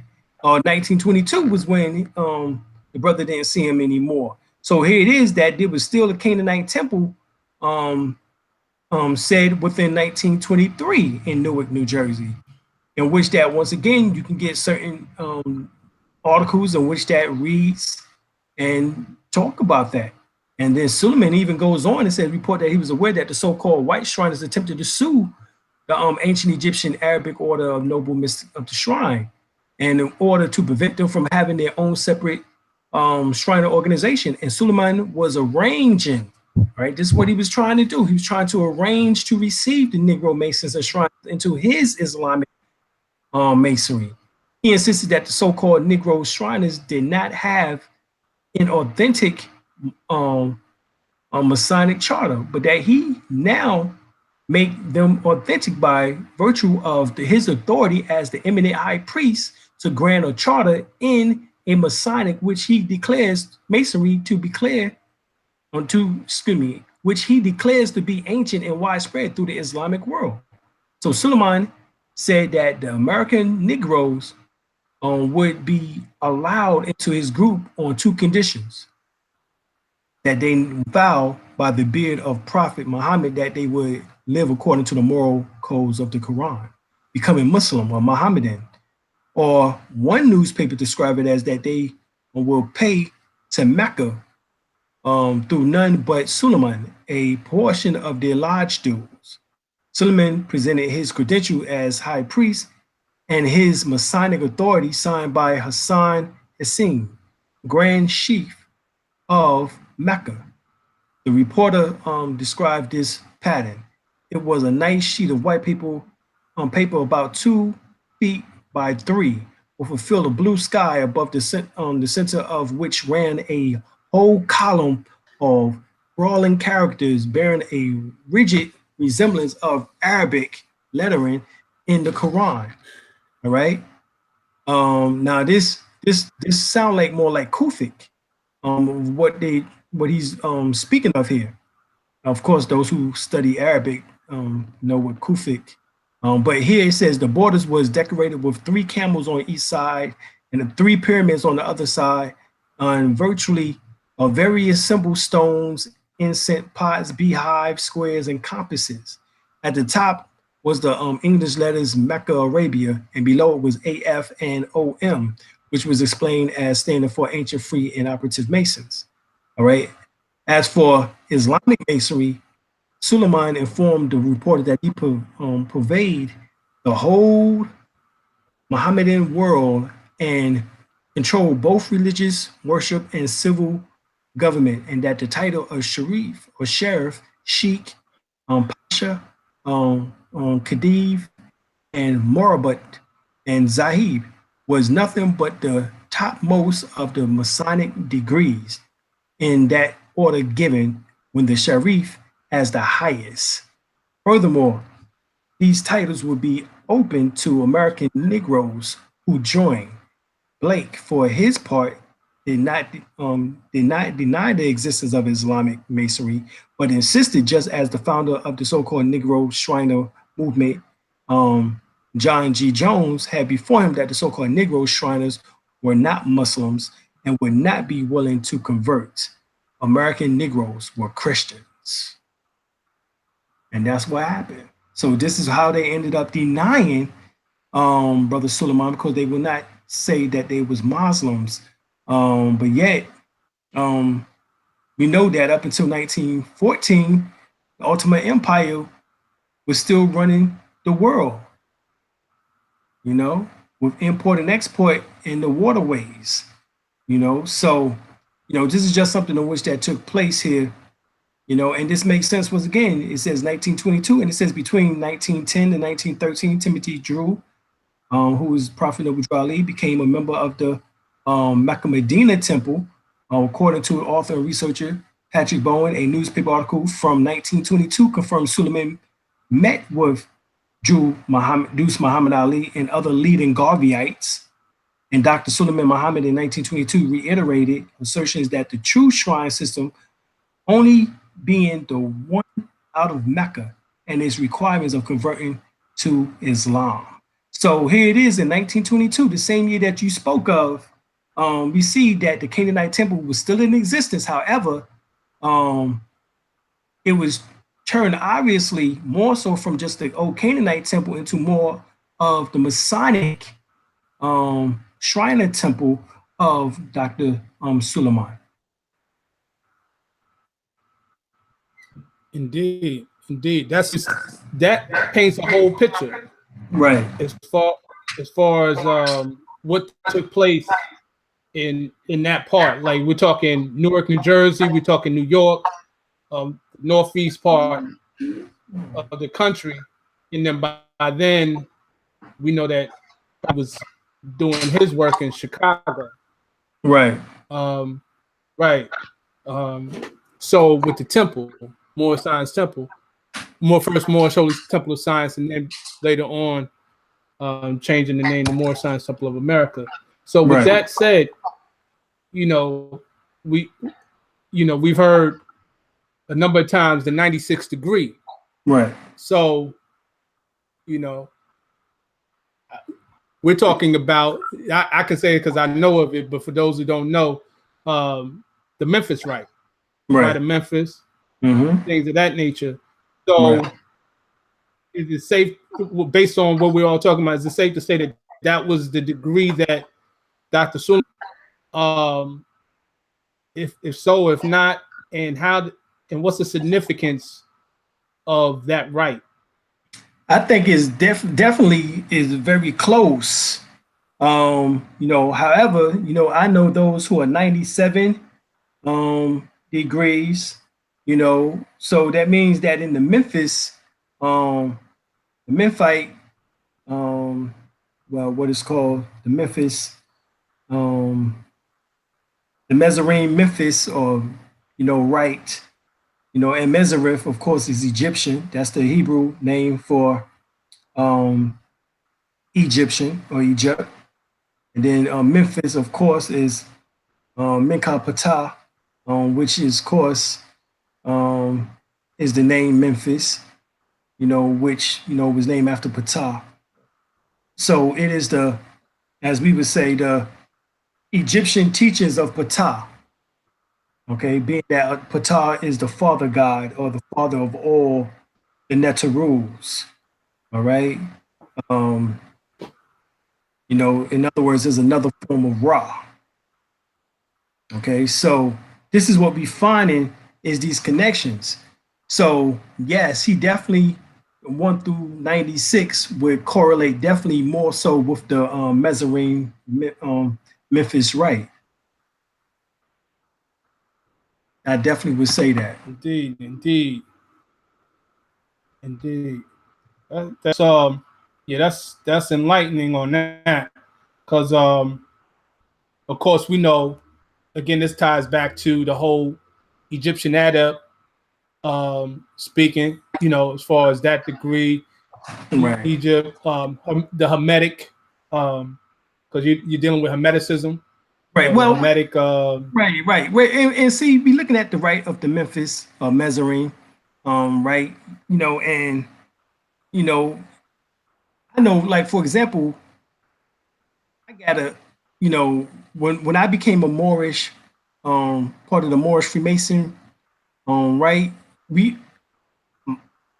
The founder, you know, Brother Hazel, you know, Grandmaster Hazel Bey, you know, he was 97 degrees. So, you know, they have higher degrees even in the rite of the Memphis Mezzarine. You know, in they have higher, you know, than 96. You know, they have 99 degrees. Right. You know? Yeah. Indeed. Yeah, Indeed. 99 degrees. So, you know, and he was 97, you know, before he passed form. Indeed. So read about, or you know, or come across the term Mohammedan masonry. Is in some of the articles relating to Dr. Suleiman. Right. Is Mohammedan masonry the same as Shrindom? Or if not, what actual or general difference? Actually, essentially that's what it is, and that is according to Alim, who is now the head of, after the death of Honorable Elijah Muhammad's son, Wafdi Muhammad, Alim, he became the head of the organization, and in the organization, we know that he has written many books over the years, you know. And those books in which the Alim wrote, you know, I think it was on Egyptian, you know, information on Freemasonry, on Islam, and he was tying all this information in, you know.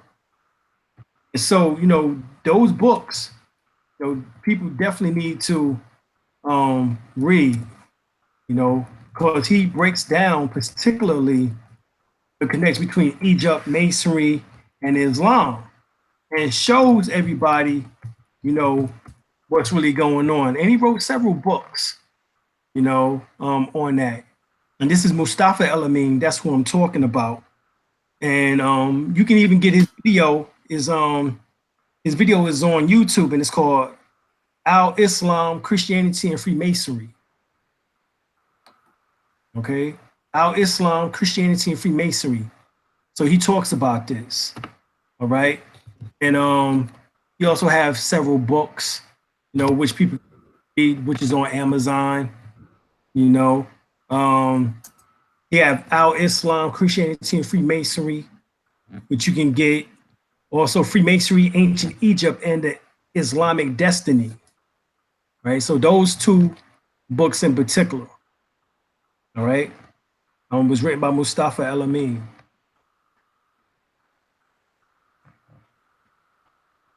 Hey, people can go ahead and Google him. And you said he has videos on YouTube, right? So yeah, definitely. Mustafa, that's what's up. El-Amin. Mm-hmm. Indeed. So yeah, we this covers a lot. This explains a lot in the context of the different orders, the relationship to the Moorish movement. Mm-hmm. And we, well, I mean, and I mean, we really want to look at it too. We're looking at the 1900s, and Wafdi Muhammad said specifically that Elijah Muhammad went to the classes, of the Moorish Science Temple of America. Wafdi Muhammad, he put this in the newspaper that basically the NOI is an outgrowth, an outbranch of the Moorish Science Temple teachings. And Elijah Muhammad, right there, it was a member of Temple 4 out of Detroit. Okay, now that's no coincidence, that Temple 4 turns out to be the first Allah's temple, which becomes the Nation of Islam. Right. And they use that exact same. Exactly. They use that exact same temple. So, I mean, come on. When they first came out in the 1930s, they was wearing fezzes up until 1934. When they was told or was instructed by Muhammad to not wear the fez because they was being misinterpreted or, as being Moors. And of course, they marked it. Of course, they marked their fez. They had the crescent and the star. Yep. And they turned this crescent and star to the opposite way, which was to the west instead of to the east. So little things were showing the connections here, and so we know that David Ford L, as Master Muhammad was allegedly known as, was also a member of the Moorish Science Temple of America. But we know that that they all three of them was that they learned Islam from another school of thought, though. That's what we do know, that they learned Islam from another school. Matter of fact, I got a picture of Prophet Noble Ali, which I got from Brother Asir, the Duke of Tears, in which that he shows in this picture that Prophet Muhammad was a member. So was David Ford L, who Master Muhammad, and so was Elijah Muhammad, who was known as Robert Poole Bey.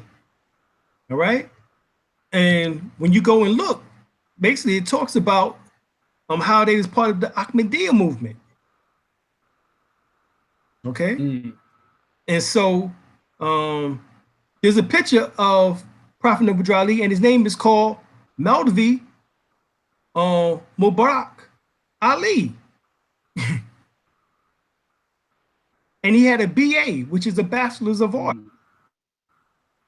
And this is Prophet Noble Ali with the same type of turban on, but it's coming from the Muslim sunrise from the Ahmadiyya movement. And they said that he is now in Berlin, Germany, made an extension tour of that country. He is very sanguine of success among the people who defeated and humiliated, how sober a good deal, and whose heart are now turned from materialism to things spiritual. The brother has bought a piece of land for the erection of the great mosque, for which the Ahmadiyya ladies are showing much zeal and keenness. All right. So this is Prophet Noble Ali. Right. You know, we suspect that it had to be around the time of the 19 teens, like around 1910. All right. So, you know, these are just things that we looking at here. Because we know that go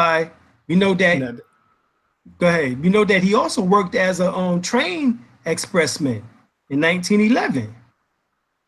You know, so we speculating that, you know, in between that time, this is when he started beginning to start studying Islam in that regard. And by 1913, from his travels, like we said, he met Suleiman in Egypt, you know, and asked him, and that was in 1912, allegedly, and then he asked them to come back, and by 1913, this is what they formed, was the Canaanite Temple.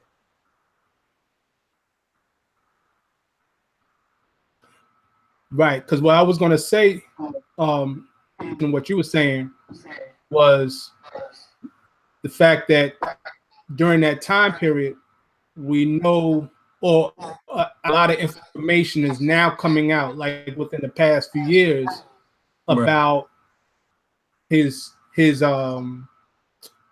I should say, different things connected to Noble Drew Ali, whether he used Timothy Drew, Thomas Drew, whether he used both, because there's records to suggest that both names were used.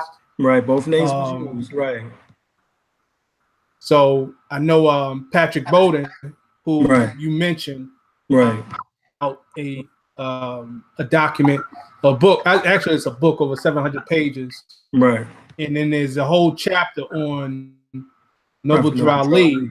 Right. And it talks about, on various articles that speak about the calling himself an Egyptian adept. There's different ones talking about where he just dealing with occult science. He was dealing with healing. Even a situation where he was practicing medicine without a license, and things of that nature.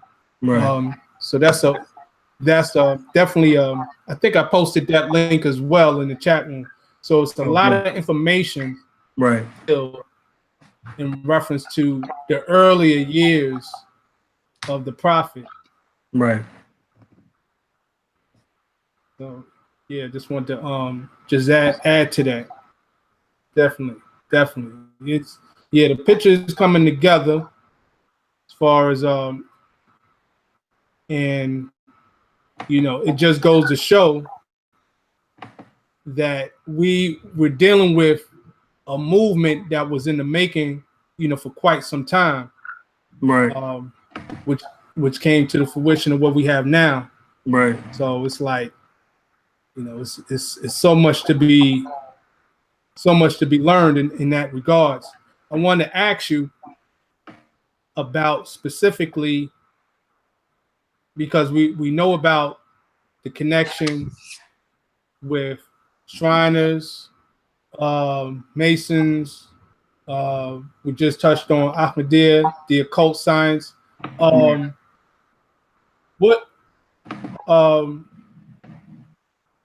Let's go. You mentioned about the Tibetan demonstration. Right. How what are some of the teachings for those who may have the Circle 7 and may not be able to recognize it readily, that you would find in the Circle 7 is teachings? Right. Well, like we said, when they talk about the revealers of light, which is mentioned in the 3rd chapter of the Holy Ground Circle 7, that portion right there shows us, you know, that is part of a Tibetan legacy, because they actually speak of how to transform the body into light. That is part of their whole teaching, so that you would not have to be under karmatic law and have to return, incarnate any longer.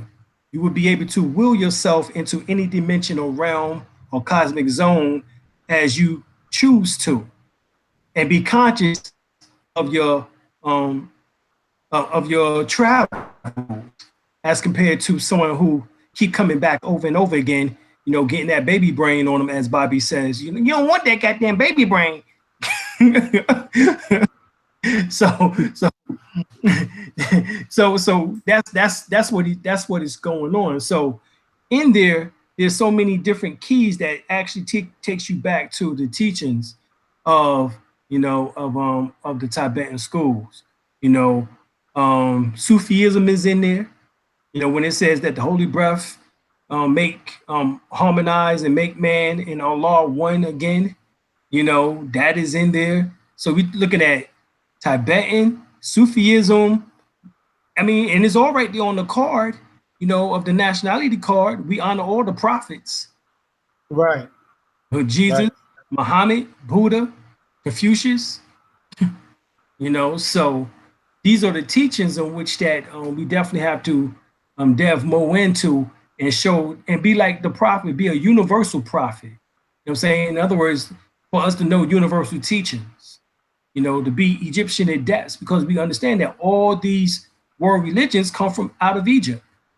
Kemet, Temeri. There's no doubt about it. And I do a whole book on that information on the metaphysical interreligious confusion on my website.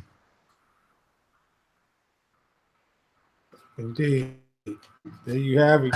Everybody got to check the website out. There's so much in there. You know, on the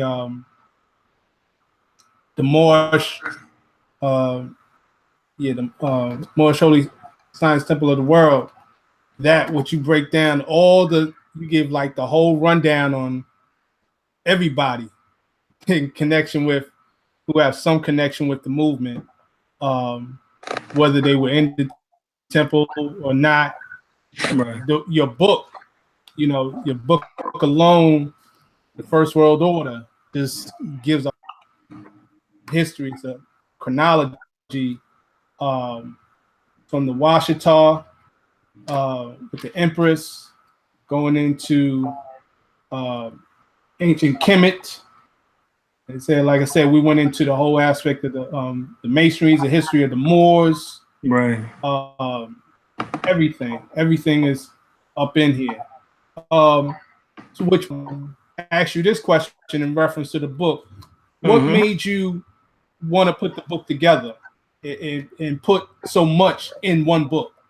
Well, I was commissioned by my teacher, Crown Prince Sultan Tupac Bey, formerly known as Prince Ramesses El-Bey of the Empire Washita Didacta Munya, given that title by the Empress Verdiasi Washita Eternica Gaston El-Bey. So she commissioned him and gave him and bestowed him that title back on June 7th, 1999, as a birthday gift that he would be the Crown Prince. In 2003, 4 years later, he came to my wife and I in our establishment of a bookstore, which was now no longer the Hall of Knowledge, but we reopened up another bookstore, but it was now known as Cultural Freedom on Books, a bookstore. And he came there and stayed with us for a year, teaching us, which a lot of information he already told me ever since the mid-90s, you know, and he was already a prince in Washington ever since 1991, you know. That's what's on his card, you know, that he was already a prince. And so you know, she gave him the crown prince, which was a higher title, in the empire, so that he would be able to form his own nation state. And that's what he did with us. What was Empire Washington? Well, from Empire Washington, the first nation state, which was us, United Washington. Indeed. So this So was that's why his picture's on the back of the book. right. So basically, this fundamentally a chronicling as far as in reference of history for the Washita. Is that correct? Okay. Basically of the Washita, the meaning of Washita, and then taking it from a mundane level into a spiritual level, metaphysical. So exoteric to esoteric. From so as above, so below, as within, so without. That supreme axiom is throughout the book. That's why this 7 chapters symbolizes taking a person from the root chakra into the purple chakra or the crown chakra. So how would this record correspond with the Empress record, Return of the Ancient Ones? Hers was more of a story about certain things in which that took place and happened. The information in which that I gathered, because we was asked and basically we was told by the Empress to use her book. In 2004, we went to go visit the Empress in the nursing home. It was myself, my wife, Chief Shakur, and the Queen Mother at that time. And we went to Los Angeles, to Anaheim, and went to the nursing home and met with the Empress and her son, Joe, Frederick, Washington at that time. And she told us that first thing she asked us was, of course, our names and everything. You want to know how we came into the Washington, by who. And we told her through her crown prince, Ramses El-Bey. She said, "Oh, that's Elliot." And so, that was his name, was Elliot Clark Bey. When he came into, that's what he was known as when he came into the Washington Empire back in the early 90s. And so that's what she referred to him as. And so she said, "Do y'all have my book?" We said, "Oh, yes, ma'am, we have the book." And I said, we read it. Matter of fact, at that time, I think I've read it at least 3 times, and so she was like, "Well, that's what y'all need. Y'all need that. And so y'all need to make sure y'all use it." And so that's what we did. We got the information from Ravana Bey, from Professor Ravana Bey, in which that he gave me when he came down to the bookstore in 2003. At the request of Crown Prince Ramses El-Bey, who's known as Hutan Tupac Bey by then, and gave us the documentations. And then also the Empress, by when she told us that we need to use her book, and that was the truth of the matter.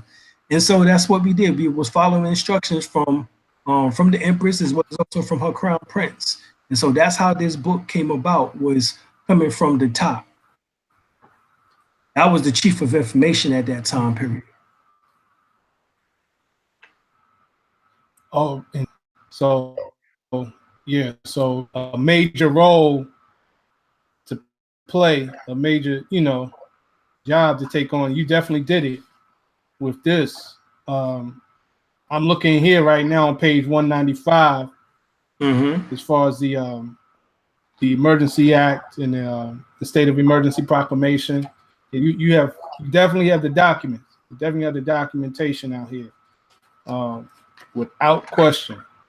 I wanted to, we covered so much, and we definitely couldn't cover the whole book, but definitely we covered some key things in reference to the information here, as well as some other things in connection to what we was speaking about. Right.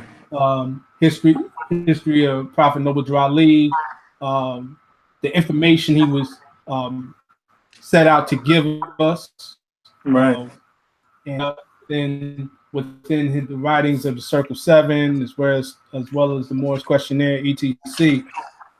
In conclusion, like I said, unless you want to go another 3 hours or whatever, what would you want to say to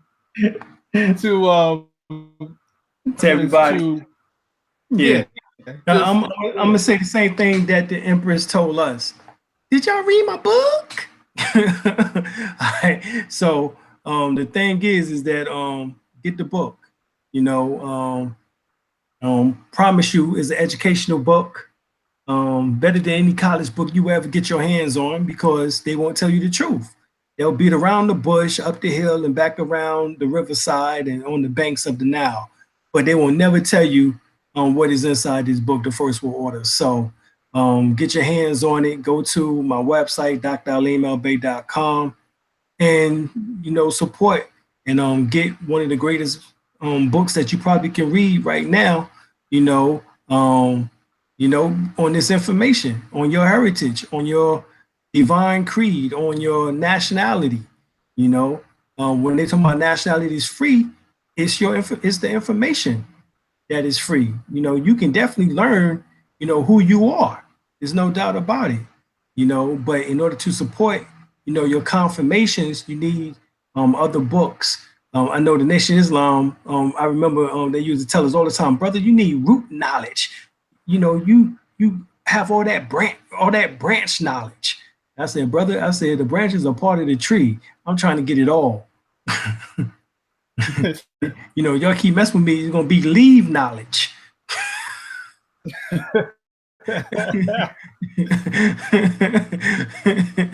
Indeed. Yeah, man. You know what I'm saying? That's I want the whole tree. I want the whole tree, bro. You know what I'm saying? I want the roots, the bark, exactly, and the leaves, and the fruit. You know what I'm saying? Shoot. Right. I want it all. Because our people need this, because we've been asleep so long. It's time to wake up our people. It's really time to wake them up. Absolutely, God, and that's what you're doing. That's what you're doing with the book. So, again, y'all need to get this book. Go to .com and check out the website. A whole wealth of information. Like I said, I knew I had to get you on. I knew you was going to bring it, and you definitely brought it. So to give thanks for you taking time out of your busy schedule to on this platform, God. So definitely, I appreciate you bringing me on, God. I appreciate you. Appreciate that. Definitely. God. Brother Shem is humble. You know what I'm saying? The brother is the assistant grand governor, the assistant grand sheik, there in Durham, of the Federation, or the Federate, I should say, right? Federation, Moorish Science Temple of America, and y'all definitely need to check out, that temple, because, cats are sleeping, and this brother got 4 magnificent books, which I got all 4 of them myself, and I'm telling you, his latest one, I'm getting ready. I just cracked it, just a few pages, and I'm telling you, you need to get it. You need to get it. So, tell them, God, your books. Tell them right quick, because they need to be getting this. Yeah, let's run down. Who is Elohim? What is the highest self? Exactly. What is the devil sometimes called? And the latest one is how many days are in the circle. And like I said, just like the God here, putting out information to open up and raise the consciousness of our people. A lot of my focus is, with the shows and everything. I like to deal with a lot of the spiritual information. Of course, we need it all. We need the history. We need the divine. We need the physical, metaphysical, all of that. Like you said, the whole tree. Right. And I'm just doing my part. So I, definitely gratitude, God. It's the God's yeah, way. yo, It is. No doubt. No Hello, doubt, yeah. no doubt. So we're going to Right here. keep keeping it going. Right here, Yes. the higher self. Come on. Right there. Who is the devil? Or what is the devil? Right there. And then, of course, this is the new joint right here. Time never was when man was not. All right. So definitely, That's it. I would say get your hands on all 5 of these books right here. And you be closer to the truth than anything that you reading nowadays. I promise. Okay? I promise. Likewise, y'all. No doubt. No doubt. Y'all get that first world order too, God. Yo, definitely get it all. Get all the Exactly. knowledge. You know Get it what I'm all. saying? Exactly. Get it all. It's yours. Indeed. That's right. That's real. That's real, okay. So yeah, God, definitely great. Appreciate you, God, and definitely gratitude. I saw the sister, and she was up there. She's always with you. Yeah, Definitely. Much love, much love. So yeah, God. So again, we wrapping up. All right. And we're gonna continue giving this information. Indeed. So with that, definitely much gratitude, God. Peace and love. Peace and love, Allah, man. Peace. Peace.